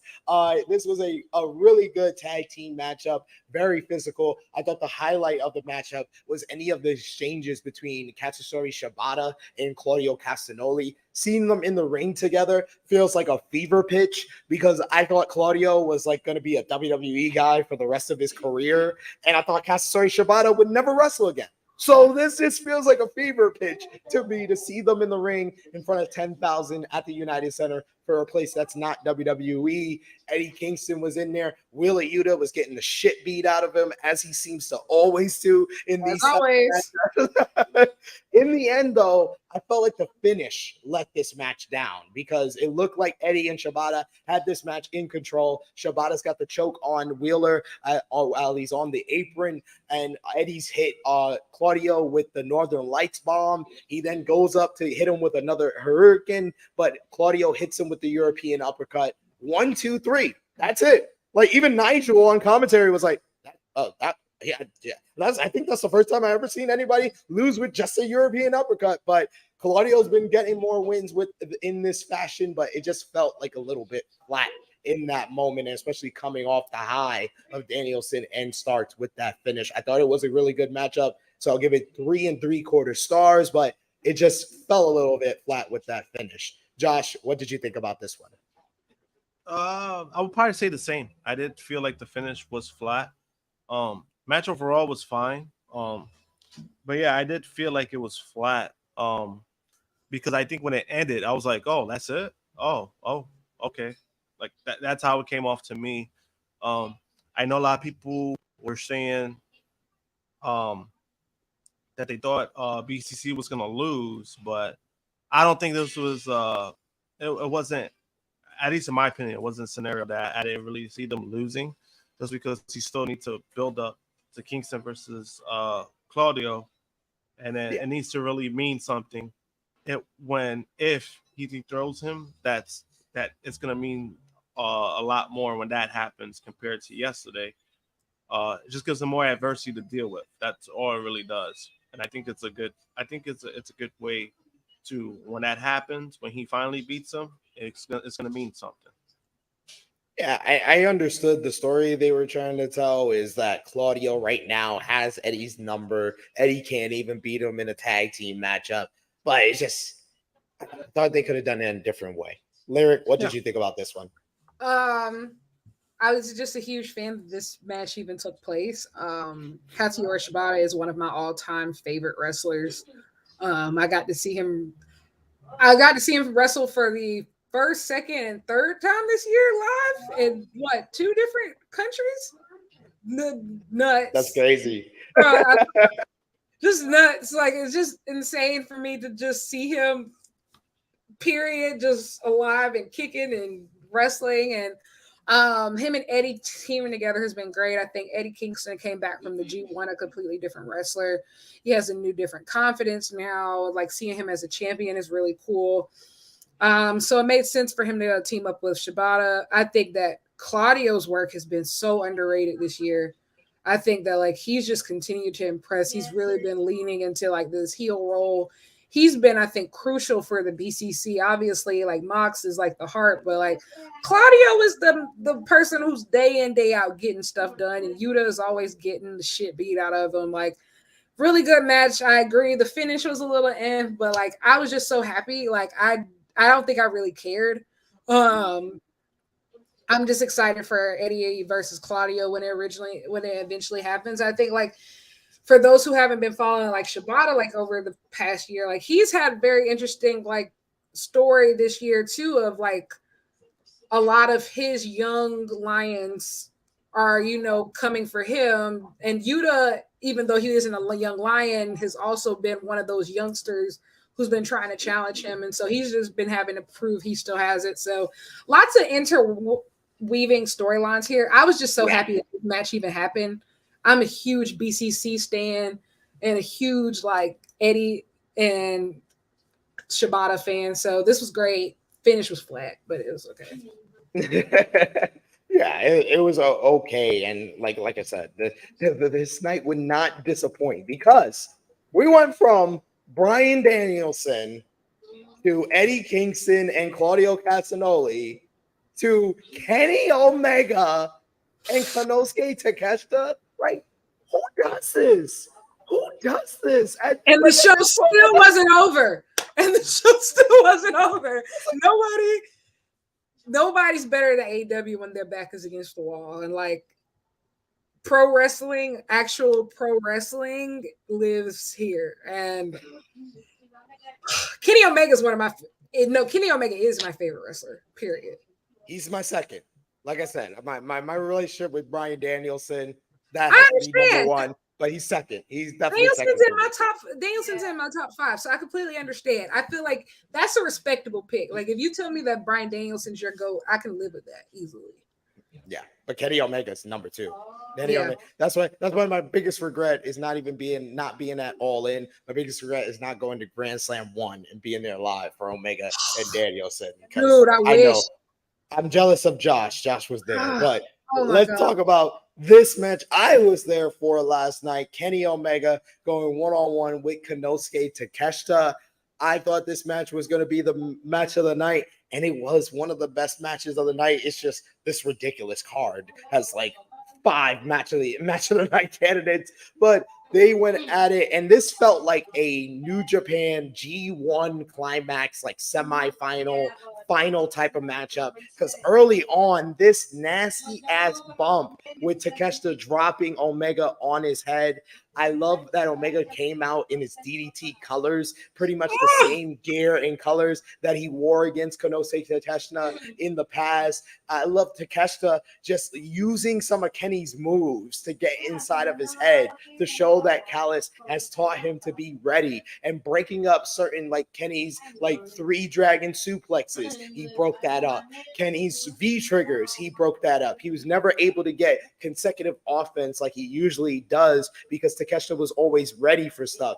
Takeshita doing the haluva kick into the Blue Thunder Bomb, his tribute to El Generico, got the Olay chants from the Chicago crowd. And I thought the Chicago crowd was kind of like subdued in the early beginnings, the opening of this matchup. But as the matchup and the drama escalated, the moves were getting more ridiculous. The drops on the head were getting more ridiculous. The Saito suplexes, the dragon suplexes. You had Konosuke Takeshita showing that he has a PhD in the German suplex with his German suplexes getting near falls, doing deadlift German suplexes at certain points.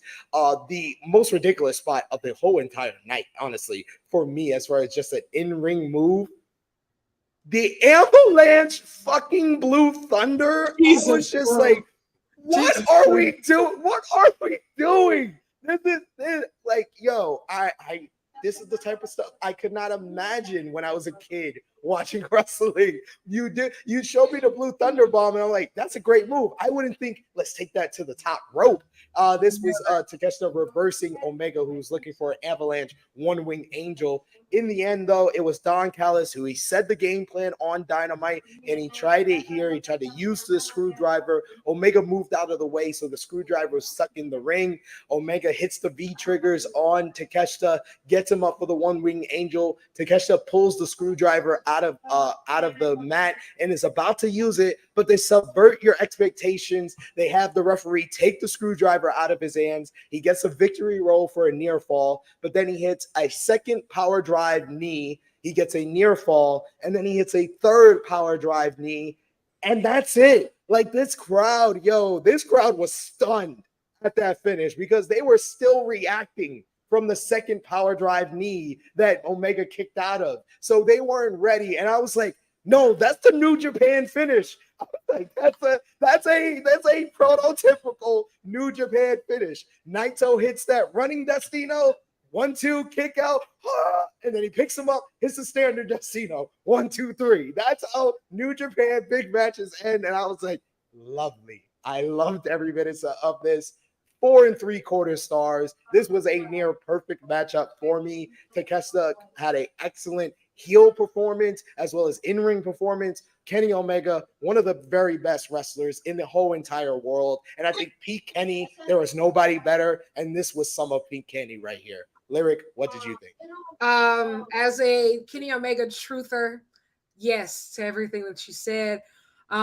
Just reminding everybody, Kenny Omega is still one of the best wrestlers in the world. I feel like right now there's like at least like 3 to 5 guys that on any given night can be the best wrestler in the world. And I think like that's the most that we've had on operating on that level. Like, we are working on a level where I feel like Kenny Omega, Will Ospreay, Bryan Danielson, and Jon Moxley are at the top of their game. And then Orange Cassidy has come out of nowhere and literally proven he's on the level of those guys. And so just insane stuff. But don't forget Dickhead Okada. I'm sorry. Oh, absolutely. How could I forget Okada? Like, I hate Gen Z. Okada has been one of the best people this year. I apologize, Kazuchika. I'm sorry. My fault. You're 100% correct. He is the dad that I aspire to be. If I could be a dad like Okada and Christian, that's my life. Oh my gosh, yeah. Okada's been on a whole different level this year. So entertaining. But yeah, these guys on any given night can be the best wrestler in the world. And so I think that's what makes matches like this that just even more special. Kenny's just stepped up to the plate so much this year after injury. He didn't have anything to prove, but he also did, I think, coming back from injury, that he could still be Kenny Omega. And he's not just done that. He's, I feel like, exceeded that. He's put a lot of people over this year. Like, he's made a lot of new stars this year. Will Ospreay, Vikingo, he got pinned by Wheeler Yuta at Double or Nothing. And now Takeshita has pinned him twice. Like, Kenny's very generous, and he doesn't have to be.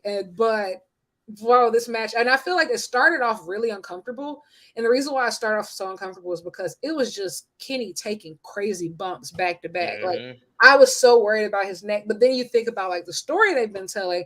Don Callis and Takeshita literally looking at this man's x-rays of like, this is how you break him down here. This is how you break him down there. And it felt almost uncomfortable because you felt like they were dissecting his body apart. And then just like that match, like the last 3 minutes of this match was God tier. Like, oh my God, like, God damn. It was just absolutely insane. Takeshita, I've said it once, I'll say it again. That is the first Japanese AEW World Champion. We're looking at the first Japanese AEW World Champion. And I've never thought that a major American company is ever going to pull the trigger on a Japanese World Champion, but I believe that AEW is going to do it. And I think it's going to be him. And I think it's going to be great. And like, I think pro wrestling is just better when Kenny Omega is the main character. Nobody tells a story like him. He does callbacks like nobody else. Like, the fact that he has like decade-long stories still going that still feel fresh and that I'm still on the edge of my seat. Like, nobody tells a story like Kenny, the Elite, Golden Lovers. Like, they go above and beyond. And like the gear, amazing. Incredible. so much to this match, but yeah, I 100% agree with you. That last like 5 minutes of the matchup, like when they subverted my expectation, when he had the screwdriver, I was like, okay, he's gonna do it again, and then he takes it out of his hand. I was like, oh, and then he just beats him clean. I was like, what?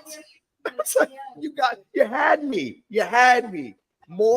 This is the only thing I honestly feel this match would have been 5 stars if the build was better. If the build was better going in, because I feel like I agree with you, Lyric. Tony Khan sometimes to me doesn't feel like he realizes he has Kenny Omega. Like it doesn't feel like he understands that Kenny Omega is one of your top stars. So treat him as such. Give him promo time. Let him kind of tell the stories that he wants to tell, and this match would have even felt even bigger, and it would have felt like an even bigger star-making moment for Takeshita, but it still was in this matchup here. Josh, what did you think about Omega and Takeshita? It was basically what I expected. I knew both guys were gonna kill it. So that's why I was never mad at the matchup when they before All In, when this was the rumored match for All Out. I wasn't against it. But then also the finish, I was shocked as fuck. I think I was a little like, what the hell? That was probably the only match I would say that I was like really shocked of the result, because I really thought Kenny was gonna win. So kind of just like it was a complete 360 of what I thought it was gonna happen. But I mean, it was a big win for this guy. He really, has really solidified him as a top heel with Don Callis, because he's not doing talking, obviously. Don's getting all the heat for that, so it's a great pairing. And but his body language and his facial expressions and the taunting, he played that heel role up to a T. Absolutely. Yeah. Like he's been doing great. He's been great at it, like in his own way. So I mean, it was great all around. Again, there was people who were surprised with the end result. I'm not really against it. Something different. But then also it kind of continues this rivalry. So yeah, it's a good thing. Yeah, it means that we have a little bit more to the road to Kenny finally getting revenge on Don Callis, which honestly is one of my favorite story threads of 2023 for AEW. We got Safet who says 4 3/4 stars was his rating for the match. Ace says Omega versus Takeshita match was absolutely fantastic. And he also says Don Callis knows all of Kenny's weaknesses. Yes. God damn. So much heat for Don Callis as well. Oh my God, brother. He's the worst. I do think also, now that I think about it, I feel like Kenny is paying almost a penance for what he did to Will Ospreay the first time. Like the way that he embarrassed him and like just tore him apart the first time, like it's all coming back to him. And so I think that has been really interesting of just like Takeshita essentially treated him how he treated Will Ospreay in that first match.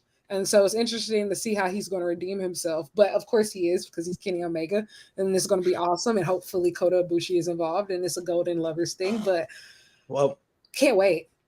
Kenny Omega has 2 more opportunities, but he has a very not unenviable, the opposite of unenviable kind of accomplishment. He is now 0-5 on pay-per-view in 2023. 0-5. Revolution, the House of Black beat the Elite. Double or Nothing, BCC beat the Elite. Forbidden Door lost to Ospreay. All In got pinned by Takeshita. All Out loses to Takeshita. He also got pinned. If we're talking about other companies too, he did get pinned by Vikingo at Triple Mania. Yep, lost to Moxley on Dynamite. Yeah, the only pay-per-view match he's won this year was Wrestle Kingdom on January 4th. It is like you're absolutely right what you said. It is like he's paying penance for what he did to Ospreay. And Will Ospreay summer of a lifetime. So wrestling karma is crazy. It is very, very strange. This matchup next. Oh my God. When I tell you, I don't know if I've had two matchups on the same show I had so much fun being live for. But as a Young Bucks fan, this was amazing. Young Bucks and FTR team up to face Bullet Club Gold. Bullet Club Gold were insanely popular throughout the entire weekend in Chicago. FTR always very popular, but my lord, the Chicago hate the Young Bucks. They wanted the Young Bucks to burn. The Young Bucks were the only act that would suffer for CM Punk's firing. But you know what the Young Bucks said? He said, we created this company with this style. We gonna make you turn around and enjoy this multi-man party match like you always do, because we're just gonna do our style. And they were, celebrating, doing victory laps, doing dances, just revving it up. The costume choice, them wearing their brawl out gear. Oh my God. I was just like, these guys are God tier trolls. This is God tier trolling at its finest. But what people need to realize, Chicago is not 100% for CM Punk. No. I saw this last year at All Out when Moxley, in my opinion, on the floor had more fans than Punk. And I saw this on the floor yesterday. There were a lot of Young Bucks fans, including the homie who had the "Oh, Cry Me a River" sign and made us sing, "Oh, cry me a river. Oh, cry me a river." Nuts, bro. We were like, CM sucks. CM sucks.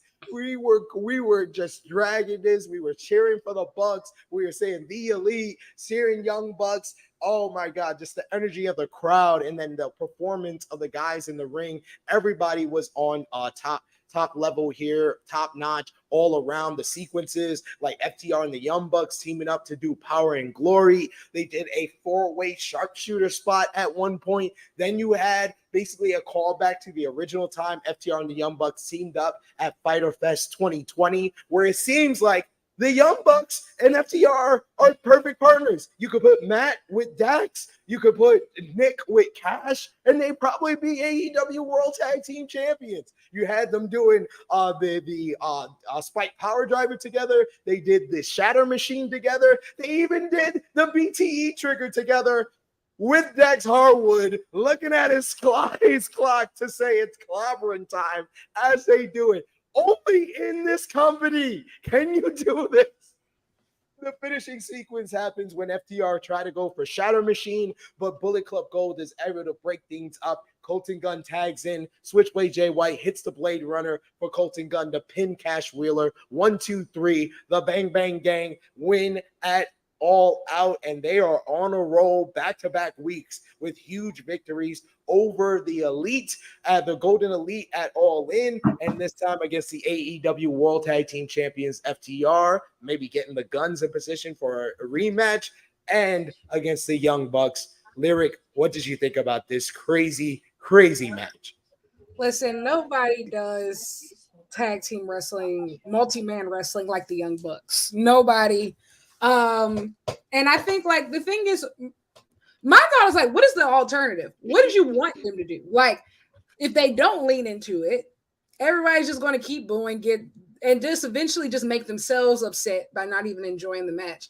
The Young Bucks are just so good at what they do, because whether you boo them or you like them, you're going to enjoy yourself. Like, they're going to make sure that you enjoy yourself. And I think like even them and FTR working together so seamlessly, I think it was a huge moment for the company. I think in more ways than obviously just what happens on screen. Like, I think people needed to see that display of unity. And honestly, like when you have FTR and the Young Bucks teaming together, two teams that obviously seem to be so completely different, especially in the light of the Punk stuff, like it makes you as a fan feel really silly for like keeping a lot of the discourse going of just like, I think like if if they can work together, and they probably really have reasons to not like each other, like why are people who like don't even work here so like riled up? And I think also the thing about AEW is still AEW, and so I think that fans are always going to gravitate towards those people, like, you know, that were there those days in Daily's place, and Bucks and FTR are two of those teams. And they just make everything better. Like, I feel like the Bucks just elevate everything that everyone that they're in the ring with, both teaming with and against. And Bullet Club Gold has been amazing. They've been the stars of Collision. And I think that Jay White was one of the best signings for AEW, hands down. Like, and I'm really just happy with their progression. But yeah, this was great. Nobody gets a crowd riled up. And also, like, Chicago, the way that y'all turned on that man was crazy. Like, I really thought that Chicago was going to go down fighting for Punk. No. They did not. They're At fickle. all. They're fickle. No, beyond fickle. Because, like, I don't think that they didn't keep up the heat for anybody. Like, they didn't keep it up for anybody, which is great. I think that that's sign that maybe we all have matured as wrestling fans. You know, like, that is actually a good sign, but hey, it's all relative. I'm hopeful. Josh, what did you think about this matchup? It was a fun matchup. Right team won. When it comes down to it. But yeah, you know, it's typical, you know, Bucks trolling. I didn't catch on to it until everyone was saying it. Like, that was the gear from All Out. I was like, oh man, like, these guys are really enjoying it. I mean, credit to them about it. They're taking it in stride in every way. They're taking it in stride. A lot of people are not gonna like it. I know there are some people who are trying to like twist the narrative of, oh, so these like, this is your management. This is how your management acts or stuff like that. At the same time, you know, it's like, who cares at this point? They're gonna do whatever they want. They're performers. I didn't find nothing offensive to it. It's like, oh well, at this point. You know, if you guys are upset about that, why weren't you upset of the shit your boy did last weekend then? You know what I mean? So at the end of the day, and you know, I'm a Punk fan. I've never hide it, but I call it like it is at the end of the day. Yeah. So if you're not upset by one thing, you can't really be upset about something that's very minor. You know, it is what it is when it comes to that. But overall, I thought the match was great. The right team went over. And interesting, if you look at the Collision graphic, Jay White replaced CM Punk. So now he's in the middle of the Collision graphic. Guns up. Guns up. Bang, bang. I gave this match 4.25 stars. This was just a lot of fun. This was just a lot of fun, and the Bang Bang Gang, man. I love the turnaround this had all happened, because like in April, Jay White comes in. By like May, you had people being like, oh, this is a bust. He shouldn't have signed here. He only signed here because of the hiring fees. They're ruining him. Then by June, he gets on Collision. And then in a few weeks, they not only they turn around on Jay White, turn around on Juice Robinson. Juice Robinson went from the guy that everybody was disappointed because they thought it was Jay White who originally interrupted Ricky Starks, and then it was Juice Robinson. They were like, oh, it's just Juice. To now Juice is one of the most entertaining guys. He got one of the biggest reactions out of anybody in this matchup. They were like, Juice, Juice, Juice, Juice. We were chanting, he's rock hard. He's rock hard. He's rock hard. Yeah. It was great. I love the turnaround for BC Gold. They've been killing it. Absolutely. Most entertaining part of Collision. Easily. We got Annika in the chat who says Chi-Town are real ones after someone proves to be a genuine Punk. My people don't back them up no more. Hey, at least they had a little venom in them. But I feel like this crowd was willing to let great wrestling win them over. And I think that's what happened in this matchup. And also, like, yeah. I was going to say Chicago was also like, at the end of the day, before Punk, it's still the home AEW. So it's just like one thing. I think that And then how do I say that? Like for those of us who were fans of Punk for the longest, like he did leave for 7 years. Like, you know, like he left for so long of just like, so it's not like I don't know what life is without you. You know, like it sucks that everything happened in this way. But at the same time, like I can't sit here and pretend like there is no pro wrestling without him because it's just not true. We had to learn how to live with it at one point. So it's just like, you know, hey, it's just we just got to learn how to live. Yeah, but then like there's two things I want to say. So like when it comes to Eric One, even if Chicago would have done something, say like if they would have hijacked the show, it would have made them look bad either way because it's like you're hijacking the show over a guy getting fired who basically deserved to get fired. So it's like you're defending something that's not even right, for one. And two, I mean, besides that, I mean, he was given a second chance and he blew it. So it's not like it was a first offense when it comes to that, right? And second, I remember when we did the emergency stream, we did the talking about CM Punk getting fired. You know, John and Jaquan, they were talking about, oh, I thought this was a bad idea for them to announce it now because now these fans are gonna go crazy. They're gonna hijack the show. And then I was like, nah, I thought it was a great time to announce it. Why? Because it was gonna keep lingering. It was gonna keep lingering. So whatever the fans are gonna do, they were gonna do no matter what. And I was like, it doesn't matter at this point. Whatever they're gonna do, they're gonna do. And guess what? None of that happened. None of that happened. So it was like, yeah, it goes to show you that one, it was the right call, but also I do feel that the show, it made it more enjoyable. It kind of felt like refreshing, to be honest, at least on my end, because it was so much like so much negativity when it comes to the whole thing about CM Punk and what happened that I felt like yesterday it kind of did feel like you said, like an old, like when AEW, like when it first started, like it did feel like a fresh start. And I think that's why when I said that it was necessary, the show was necessary for it to go the way that it did. But also the plus side about it was that because the show was so great, if the show would have been bad, I think it kind of would have dragged the momentum of AEW. I think if the show was bad, it kind of would have been like a really down point for AEW. But because the show was so great, it's kind of just a leeway to like, all right, let's move on from what happened. People are still gonna talk about it no matter what, but as an organization themselves, they got no choice but to move forward from this.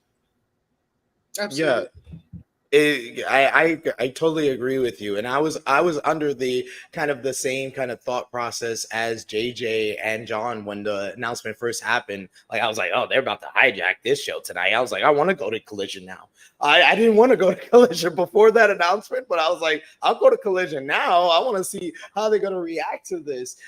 But yeah, it really wasn't like that because Chicago kind of embraced the fact that they had good wrestling in front of them.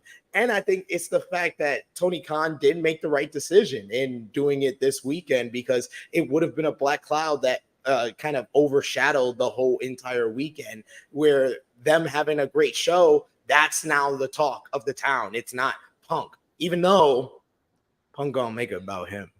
Punk gonna make it about him sooner rather than later. My man, shout out to the homie Nick Houseman. I know you got the diary, bro.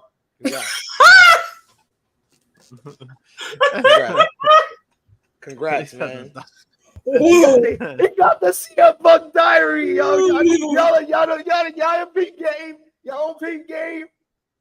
Y'all big game. I wish I was in that brawl out media scrum. And CM Punk thought I was a friend of Colt Cabana. Because ever since then, Nick Osmond he moved up in the world. He done got all the scoops. And now he got the diary for every time CM Punk felt wronged by AEW. There's a lot of people who honestly made a living off of Brawl Out. I think from the wrestling quote unquote journalism world, I think that Brawl Out was one of the most lucrative scandals that has ever hit. And a lot of people built their platforms on Brawl Out, Brawling. We went from like 2,000, 3,000 subscribers to we just hit 9,000 subscribers in the last year. I think a lot of that comes down to two people, CM Punk and Vince McMahon.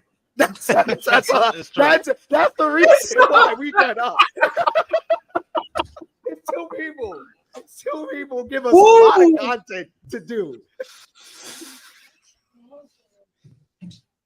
Woo! Can't say it better than that. I'm being honest, man. Hey, you are honestly honest. right.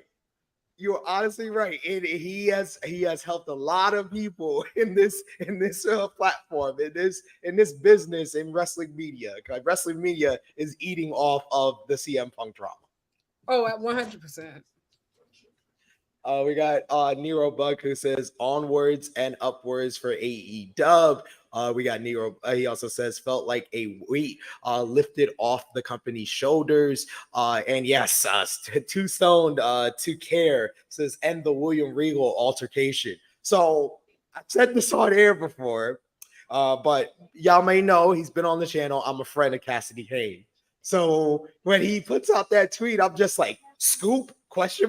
With the eye emojis, and he just says something with Punk and Regal, and then he immediately then sends the link because he put it out at Brawl Out because I will tell you, I've said this on air before. Cassidy Haynes was persona non grata from AEW after he reported the Bryan Danielson news back in 2021.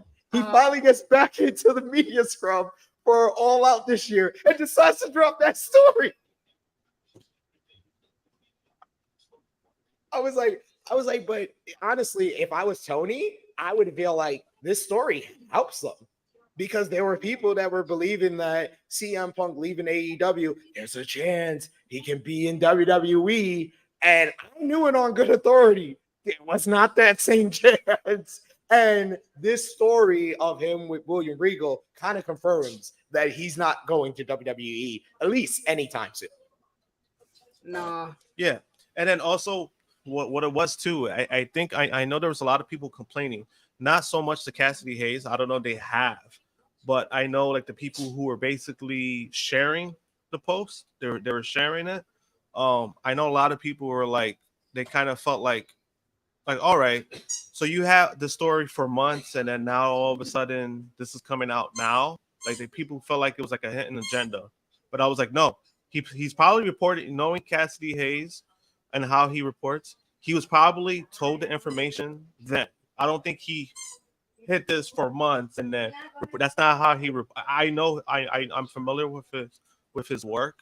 That's not how he reports. But also that would be kind of dumb if you kind of have that kind of information and you hit it, and then all of a sudden, why wouldn't you put it out when William Regal is leaving the company? Like that would be the most opportune time to put that out, and especially that was after Brawl Out, so that would have been the most opportune time. It's because Cassidy likes to make sure, and especially because he's had stuff that's been told to him that didn't turn out to be right. He makes sure he has source upon source, and that's why it says from multiple sources in the story, because he had to make sure from multiple people before he even reported it. Yeah, I think that was the only downside about that. Besides that, it was kind of like when we were talking about it on the other stream about like, oh, do you think he goes back? I said myself, I was like, no, because he's not worth it. And I'm like, again, I'm a CM Punk fan, but is the headache really worth it? Especially when the locker room at WWE has gotten better. You're gonna add somebody like CM Punk, and I know a lot of people are saying about the whole Endeavor thing. Like, when CM Punk got with UFC, Endeavor already owned them. At the same time, do you really think they want to deal with him? Like after all of this? No, no. And they don't need to. WWE doesn't really need him. And that's why I said too, I was just like, they're in a position where they really don't need a CM Punk. They'll probably get him out of like pettiness. But at the same time, is it really worth it at the end of the day? Is it really worth it? Is the money worth it? Is dealing with the headache worth it? Is splitting the locker room worth it? I really don't think it is at the moment. I really do not think it's worth it, regardless of the star power he has. It's right now, it's not worth it.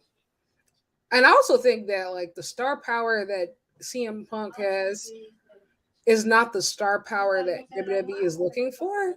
Like WWE is going into like a whole different like what they're putting out is for a very specific audience, and like it's very much more casual based, up in their TikTok followers, stuff like that. Like, sorry guys, like CM Punk is none of those things. Like none of those things. He's not a social media influencer. Like none of all the things that they value in this day and age. He provides. He's not what. Yeah, and yeah, he's older not and with the yeah. Yeah, and they have so many people fighting for TV time now. Like at this point, like if you're not Judgment Day or Bloodline, you don't matter. Or Cody, maybe. Like you don't matter. Like you just, you just don't matter. And all. even Cody going on 5 weeks without a story. He worried about everybody else's story right now. Like Cody's out here playing like relationship counselor for other people's feuds. And then like you got Gunther, Punk cannot wrestle Gunther. That's not happening. Not happening. So it's just like, are you an attraction for Brock? Like, who are you? Like, if you weren't willing to put over, if you thought the young guys in AEW made your head hurt, you think Punk is going to wrestle Austin Theory, bro? It's probably worse. He's probably gonna punch. He's probably gonna start a fight with him too. Exactly. That's what I'm saying. Like, if Jack Perry got under your skin, I am so sorry. Like, you think those NXT Performance Center kids are going to make your head hurt? Like, they haven't even touched the indies for real. So, like, everything that Punk says he hates about wrestling is the things that WWE has to offer right now. So if he goes, it's strictly for money. Like, it's just strictly for money. And I don't even know what they do with him. Real versus Punk, I'd rather eat a jean jacket. Thank you. Put it on a t-shirt. That was great. That was a great response because literally the comment just went up and you were like, but that brings us to the main event of this show. And I was very much looking forward to this the most on this show.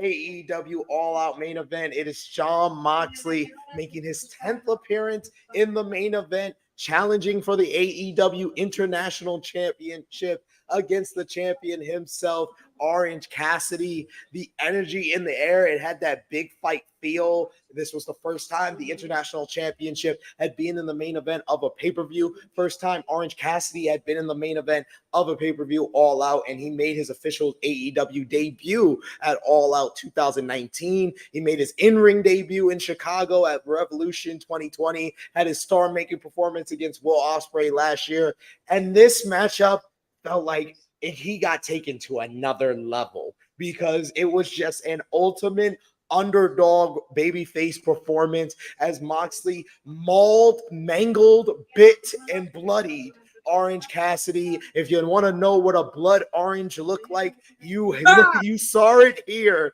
because this man was leaking. Like the blood looked like so minuscule at first, and I think Moxley through like rubbing his elbow against it, he's like, I'm gonna teach you how to have a real crimson mask. All right, I got you. I'm gonna teach you. Oh man, so many great visuals throughout this matchup.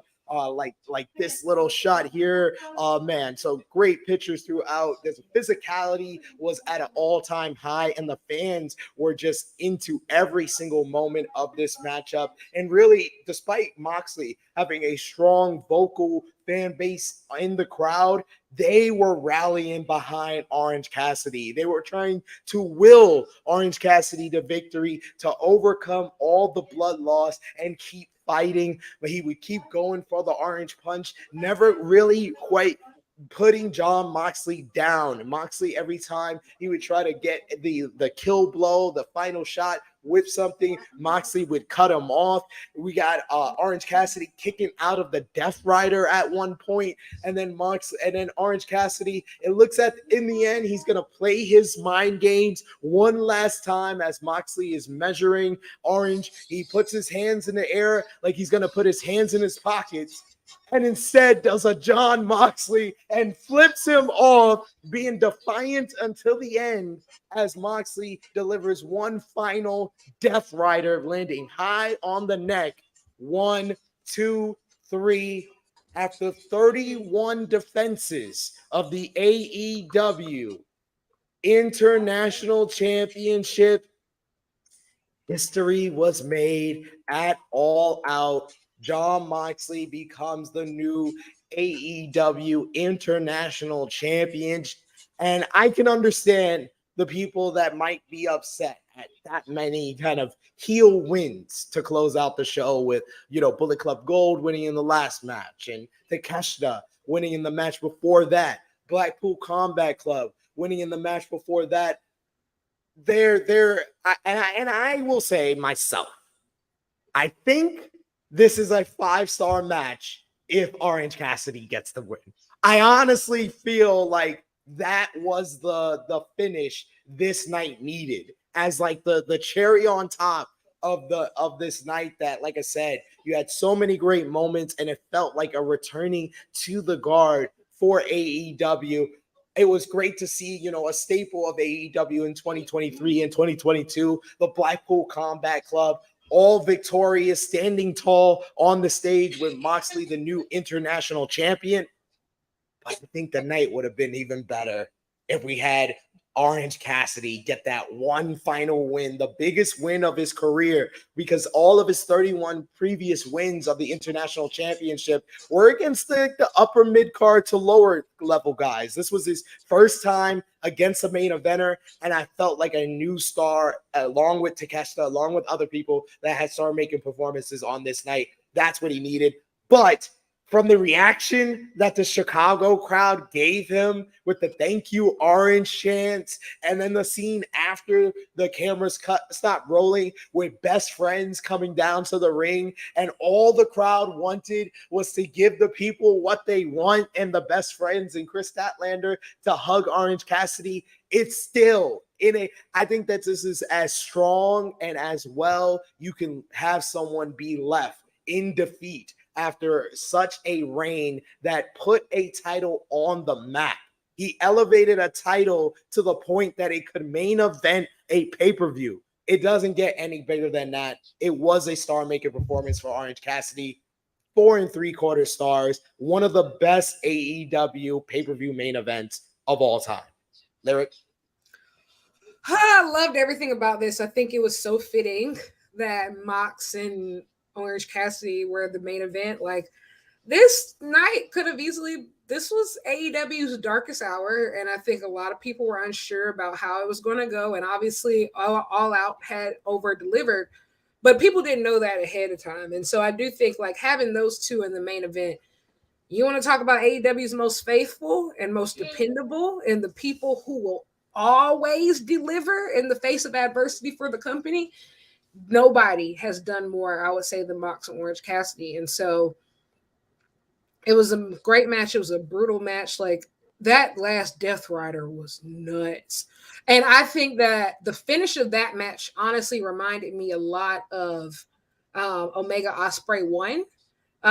Like right before Kenny hits the Kamigoye, Ospreay was like, F you, like, middle finger spits, Kamigoye, one winged angel in scene. So I felt like it was one of those type moments. And like, that also kind of gave me comfort. Like, this will 100% be revisited down the line. I think that we've just unlocked one of the best rivalries that we're going to see in AEW. And two, like I was saying earlier, of just, was Mox like originally my person who I thought was going to win? Absolutely not. I didn't think he was going to take the belt off OC. But now that I feel like I understand now, for this to be a championship that main events pay-per-views, it was made sense that it went next to a main eventer.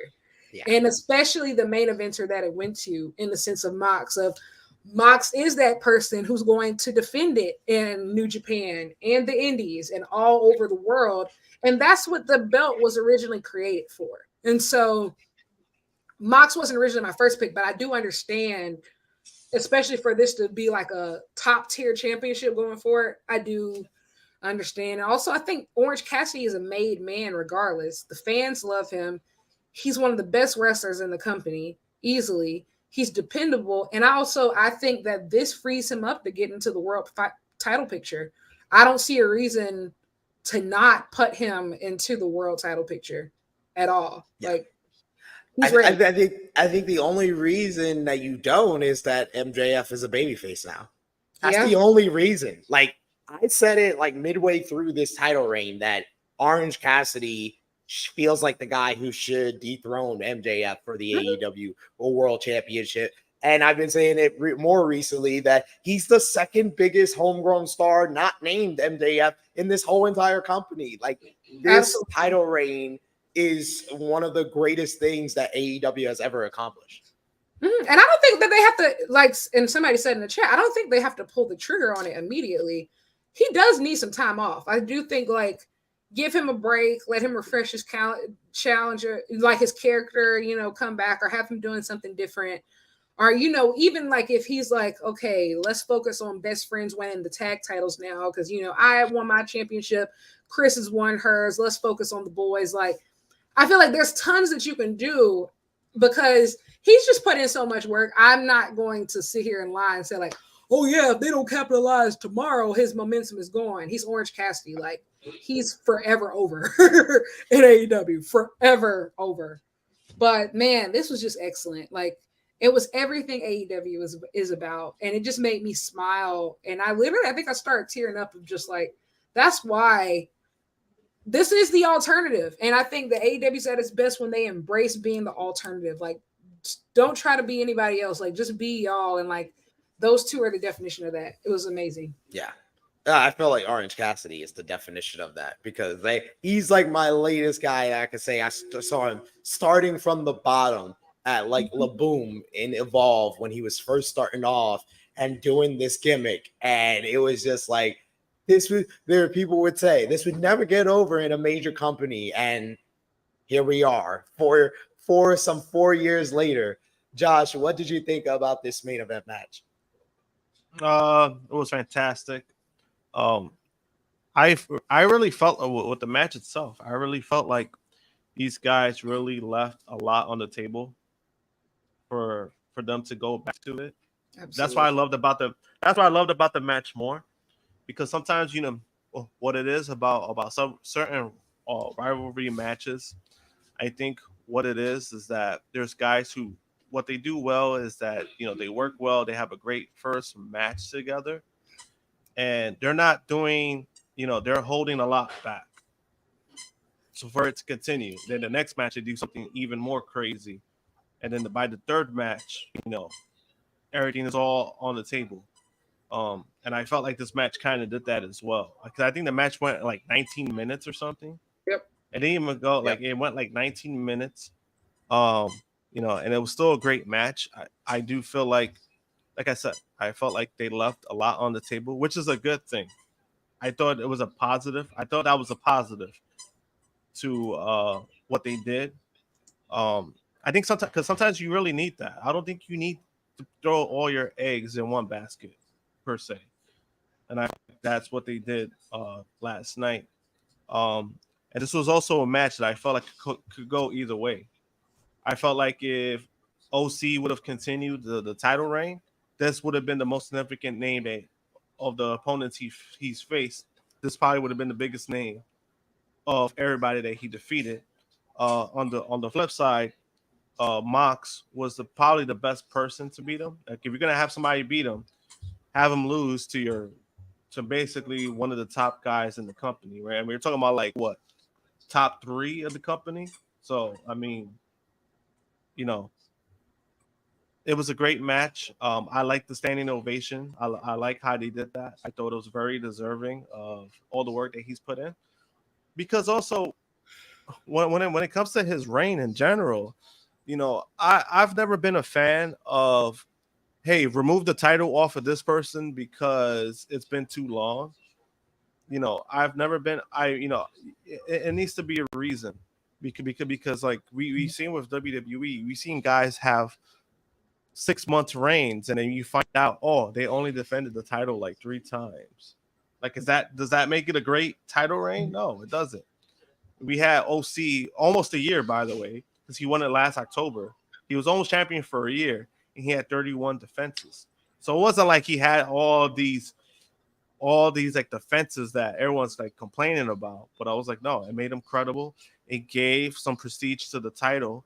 You know, and all the push that everybody wanted from Orange Cassidy, they got this. That's what they got from this.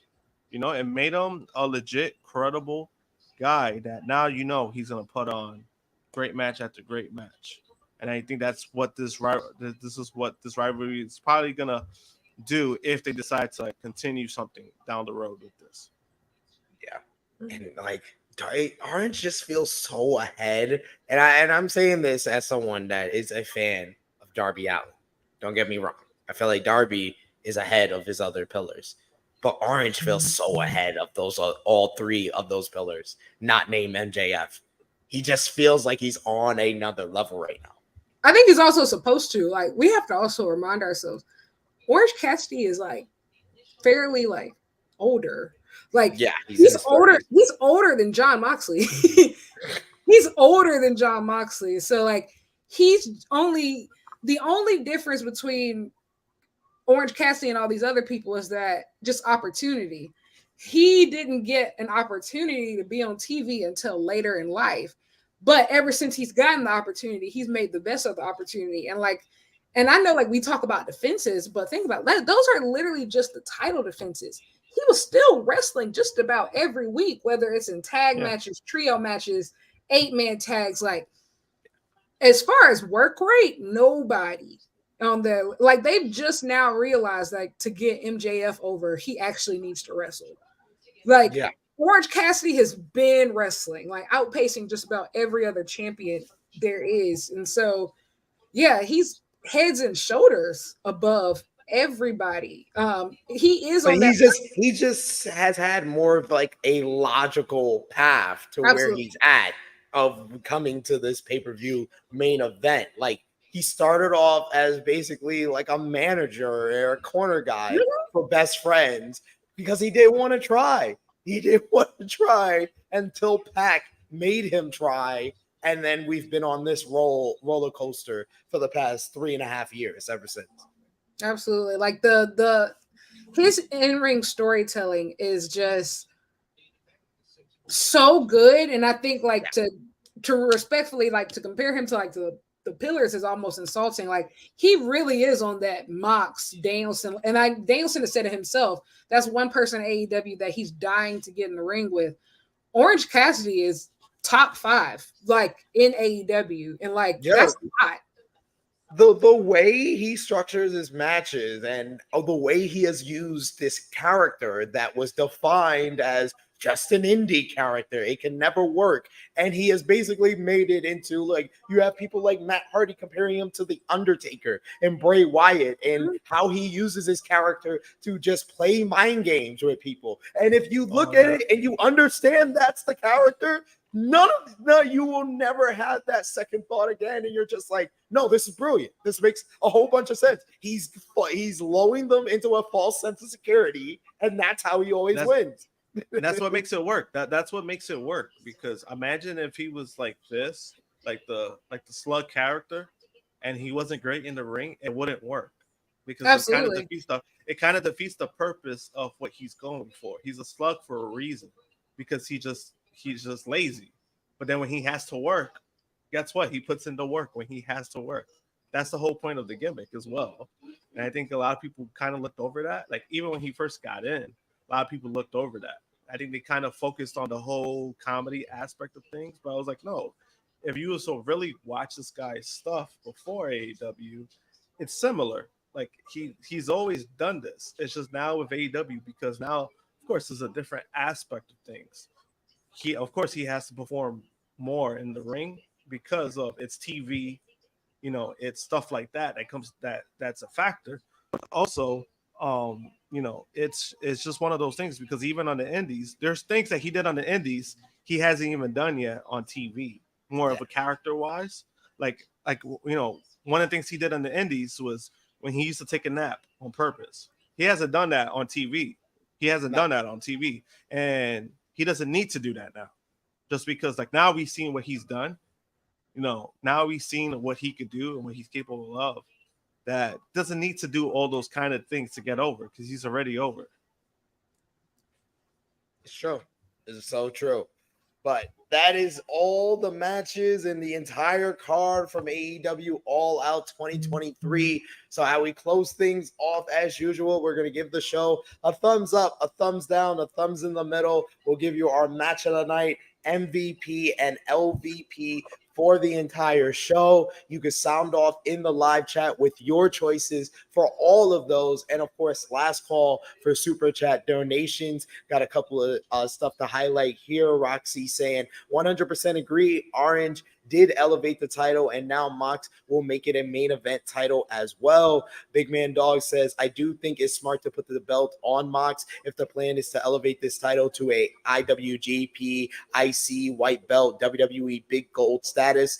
Yes, it feels like that after last night for sure. We got TNC who says Orange had more title defenses than Roman long title reign that has gone 2 extra years longer than that Orange. Is 100% true, and better matches. I mean, yeah, doesn't rely on referee bumps and high school theater. Like, yeah, better matches. Sorry, guys. Well, let's put our thumbs in the middle for AEW All Out 2023. Thumbs up, thumbs down, thumbs in the middle in 3, 2, 1. Oh, thumbs up. No, you're good. Thumbs up across the board. 2 thumbs up for me as well. Out of 10, this ties my highest score for the year. 9.5 out of 10. This would have been a 10 out of 10 show if Tony Khan would have properly built the fucking card. You knew for months you had back-to-back shows.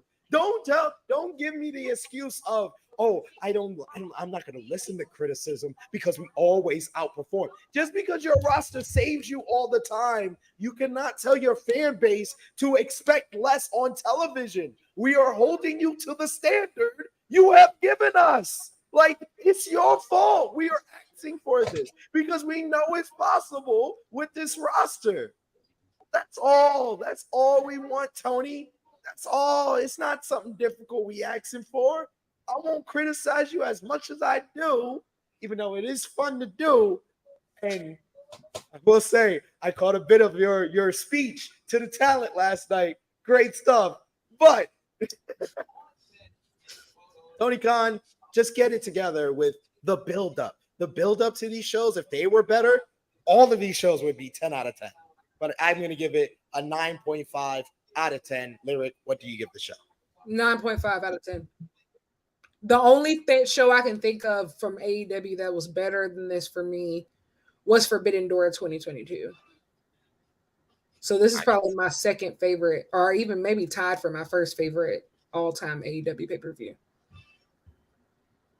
I can't not. I've been to All Out 2023 and I've been to Full Gear 2021. Full Gear 2021, I thought top to bottom was the AEW's greatest top to bottom card. I don't think it's the best event. I think All Out 2021 is just that special kind of just feeling in the air and everything was right. And before all the drama happened and stuff. But as far as like back against the wall, fourth quarter down by 20, this was that performance for AEW. So I agree with what Lyric had to say here as far as ranking it in her top 2 AEW pay-per-views, are saying it's the greatest one of all time. Josh, what's your rating for the show? I'm going 9.5. 9.5. Unanimous. Wow. Love to see it. Love to see it. Lyric, what was your match of the night? Oh my God. I have to go with I'm gonna go with the main event, Mox versus OC, but obviously Starks and Danielson and Omega Takeshita are literally like right there for me. That whole like second wave half of the card was God tier. Good God. Like I swear this is strictly me being a biased fan. Omega beats Takeshita or OC beats Moxley, I would have made that my match of the night. But the fucking GOAT came out the final countdown and said a 5-star classic in front of 10,000. It's Bryan Danielson versus Ricky Stark is my match of the night. Josh? The strap match, easily. Yo, the strap match, no build. Oh my that god. that was crazy to execute that level of violence with no build. It didn't need one. It didn't need one because if you think about it, it kind of was already kind of building up because it had to do with Steamboat. Mm-hmm. So it already kind of had a build up, and I think just Danielson being added was a nice surprise just because we didn't expect it. We kind of expect to come back October, so he came back a month early for this. So yeah, so it was great. And Annika, she says 8.5, 10 next. Give it 2 weeks. TK, Annika, the quality of this show. This means that he's doing it next year. Probably going to do it the year after. Oh, we got to ask for. Don't ask for it. Give it 2 weeks. He's not going to do it anymore because he said on the post media scrum, the show did 10,000 to 100,000 pay-per-view buys. What evidence does he have to give it 2 weeks? Let's ask for the right things from Tony Khan. Let's be like, Tony, let's actually build to both shows at the same time then, if you want to do that. If you're going to do this and it's going to give us 2 back-to-back shows that are in my top 10 for the whole entire year with All In and All Out, then just build to it. That's all. You know what you're doing when the time comes, when the lights are on bright. Just do it on the weeks ahead of that. That's all. I also think that I'm now completely sold on the All In, All Out 1 week apart train. Because when you think about it, AEW doesn't have WrestleMania, like that tentpole event, and like being able to like really take over wrestling for 2 weeks straight is a flex. And on 2 different continents, it's a flex. Thank you. That's the thing, Lyric. I did compare it. I said it's like WrestleMania. It's like a 2-night WrestleMania. That's what this week apart. You get 2 nights of WrestleMania. You don't say a word that it's just a day apart. But when Tony Khan wants to do back, he's doing the 2-night WrestleMania, but he's giving you 7 days apart. And I think running those fan events in 2 different countries, like that's for a 5-year-old company to be doing that. They did about 200 buys total with the days combined. That's about 90,000 ticket sales with All Out and All In combined. He would be a fool to give up that real estate of just, you have the European bank holiday and you have the American bank holiday. You've set up a tradition for both of those. Like, you'd be a fool to give that real estate up. Now, he needs to get better at building them both at the same time, absolutely. But the answer is not get rid of All Out. Hell. Yeah, and the answer is not give it 2 weeks, because honestly, this is the hottest AEW's felt since All Out 2021. It's doing 2 pay-per-views back-to-back weeks. This is the hottest they've been, whether you're about wrestling news, whether you're about great wrestling, whether you're about historic wrestling. They check all the boxes when it comes to all of that. And Roxy, I saw someone else ask this question. It's not even a question. It's not even close, because Payback was a half TV show instead of an actual pay-per-view. Instead of this show, saved all their TV matches for the 0 hour, and all the main card matches were like top notch. So that's not even a question. My question to Lyric, Josh, All Out, All In, what was better? All Josh? Out. I'm sorry. No, Lyric's like, sorry. Lyric's like, I was at All In. I'm saying All Out. Yeah. Josh? That's a good question. I'm going to lean a little bit more to All In. Okay. I'm going to go with All Out, but I'm being biased. All In was a great show for spectacle. Like, being able to say I was one in the 81,035, like just that energy, I'll never forget it as long as I live. It was amazing. And I think it did what it needed to do as far as spectacle for a stadium show. And I'm so glad I was there. And I've already watched it back. But like, when it comes to pure wrestling, AEW at its best, like gritty, like the actual pure in-ring stuff, like All Out is unquestionably it, like without a doubt. Because and I think that's why I say All In a little bit for me, just because like I think when I was watching the show and like when I did like my own like grades to stuff, I had a lot of matches over 4 for All In. There was a lot of great matches that I was like I kind of really didn't expect, and ended up being a lot better than I expected. Like the casket match, that was a lot better than I expected, and that was really fun. So I think that's why maybe just because the spectacle of everything, that was the show that they needed to do that. Absolutely. With All Out, All Out was a harder sell, regardless of what people want to complain about or what happened. Yeah. Remind you, this show didn't have their world title match defended, their title defended. This show didn't have their tag titles defended, and it didn't need to. There's a reason why that was designed. That was the reason why that was designed, and it worked out. It worked out in their favor because you don't need multiple challengers for something that's, it's like, all right, this person just got in the title defense, and then what? They're gonna lose it the next weekend. Like if people are expecting somebody to lose, because remember, OC didn't defend his title at All In. He was in a multi-man match, and then he got the pin for that. And then a week later, he defended the title. I think something like that makes sense.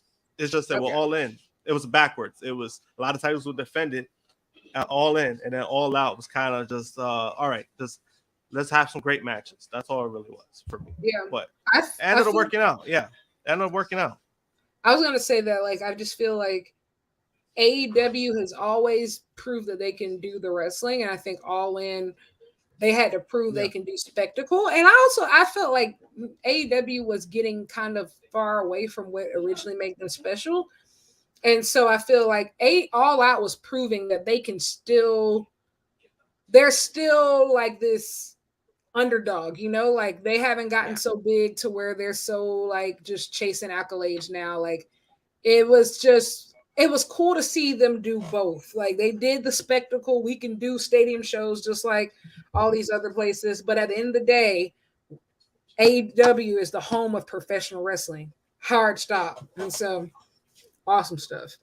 Yeah. On the side note too. Yeah. On the side note, what made it when I was watching the media scrum yesterday, I know somebody asked them about like the so-called rumor about the Jacksonville Jaguars, and he kind of was just like his face was like, what? Yeah, he was like, what? Like, who told you that? And then he made it clear, like, no, he literally just spent $100 million on new facilities. And I know they have like a giant project to renovate their stadium. They're trying to do like this big kind of thing that's never been done with the NFL stadiums. And they're probably doing that too. Like if AEW still around by that time, that could really benefit them for a stadium show in the United States. So who knows? Anything could happen. But that was pretty funny. I think at this point they could do Soldier Field for All Out.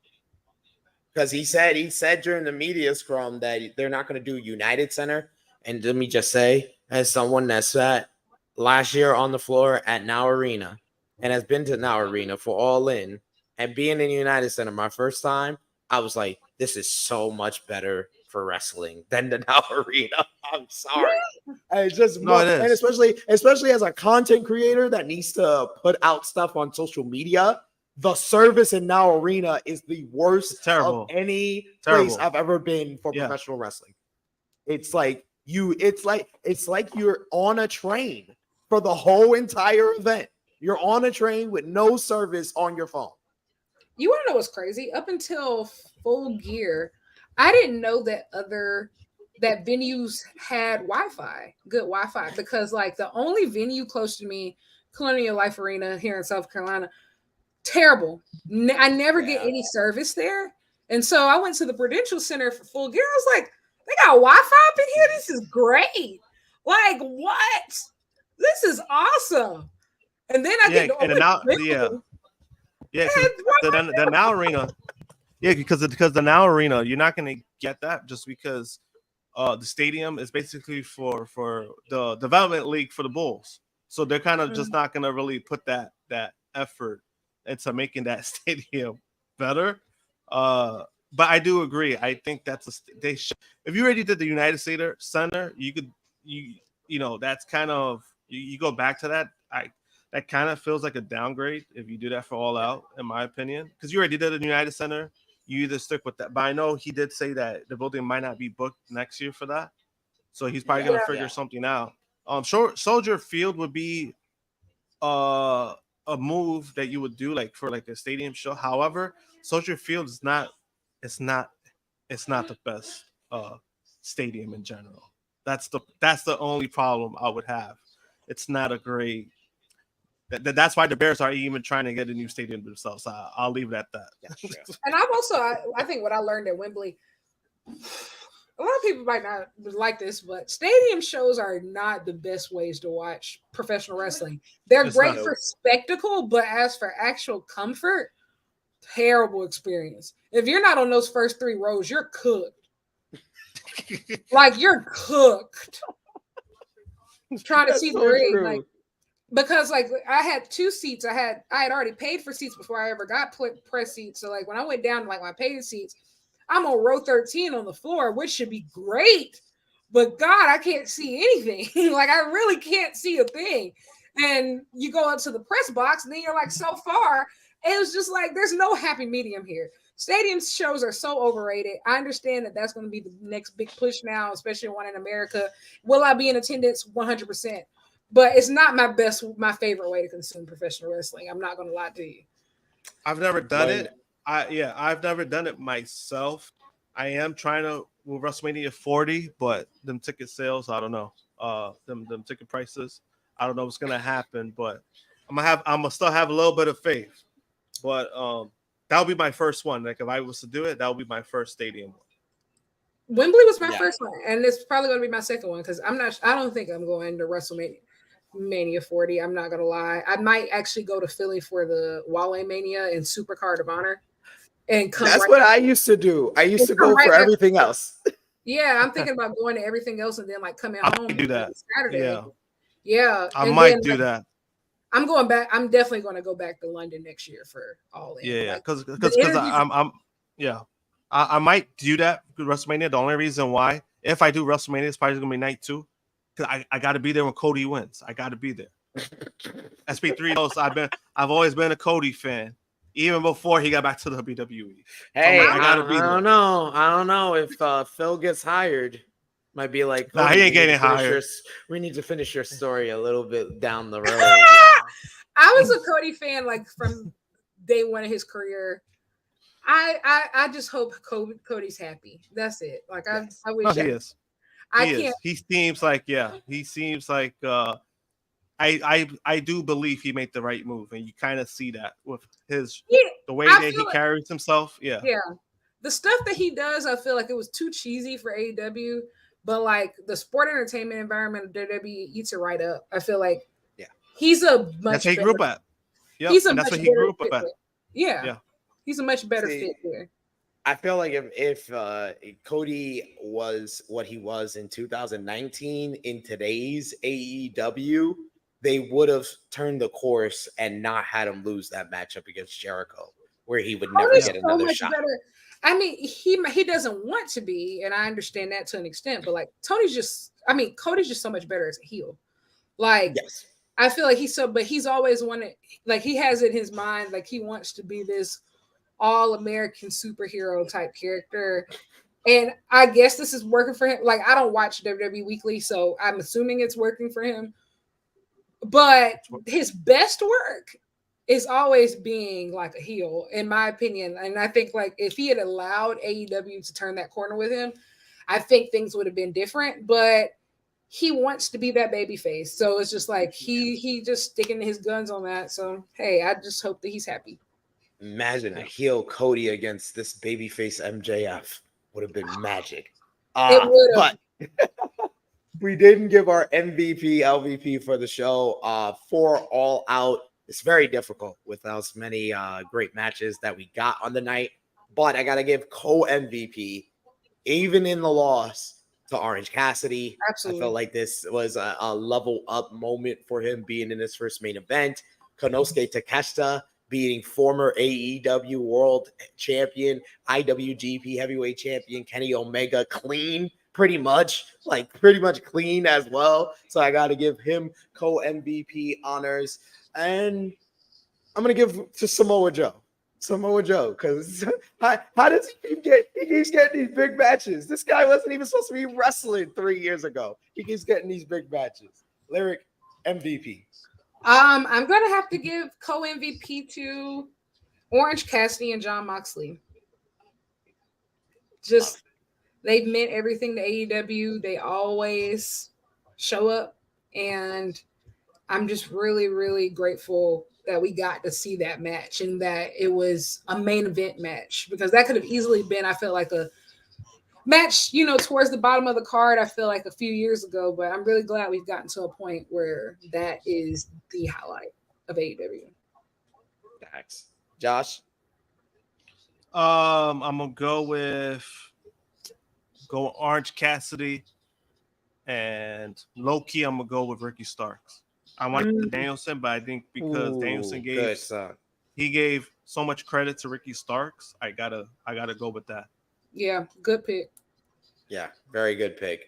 LVP for the show, I am going to go with the Worm, Dennis Rodman. I'm sorry. Everyone on this show worked really, really hard, regardless of having a decent match, an all right match, a solid match, an all-timer matchup, a 5-star match. Everybody put in the effort, except for Dennis Rodman. So Dennis Rodman. Lyric. I didn't have one, but I guess I'll go with Dennis Rodman too. This is like one of the first times I can honestly say there's nobody on the roster that disappointed me. Nobody on the roster disappointed me. So yeah, I'll go with Dennis Rodman too. Josh. LVP.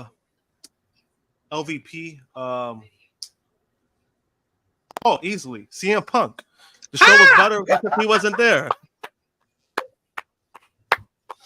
He wasn't there and he wasn't needed. Oh shit, that's a good That's one. The one. That's the one. You hit it.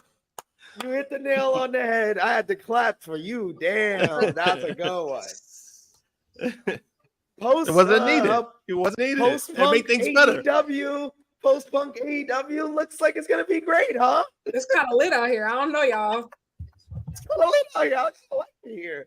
But that brings us to a close on our review. I just want to say thank you so much to Lyric for joining us. This has been such a great time. I'm going to be asking you to join us again. Maybe talk about some New Japan, talk about some other stuff that you talk about a little bit more like you do with AEW. Loved hearing your perspective, your takes, your feedback, also being from All In and picking All Out over All In. I love you for that. But yes, Lyric, go ahead. Let the people know where they can follow you on social media and tell the people what you got going on. The floor is yours. Well, thank you so much for having me. This was a blast. You can find me on Twitter and Instagram at Lyric Wrestling.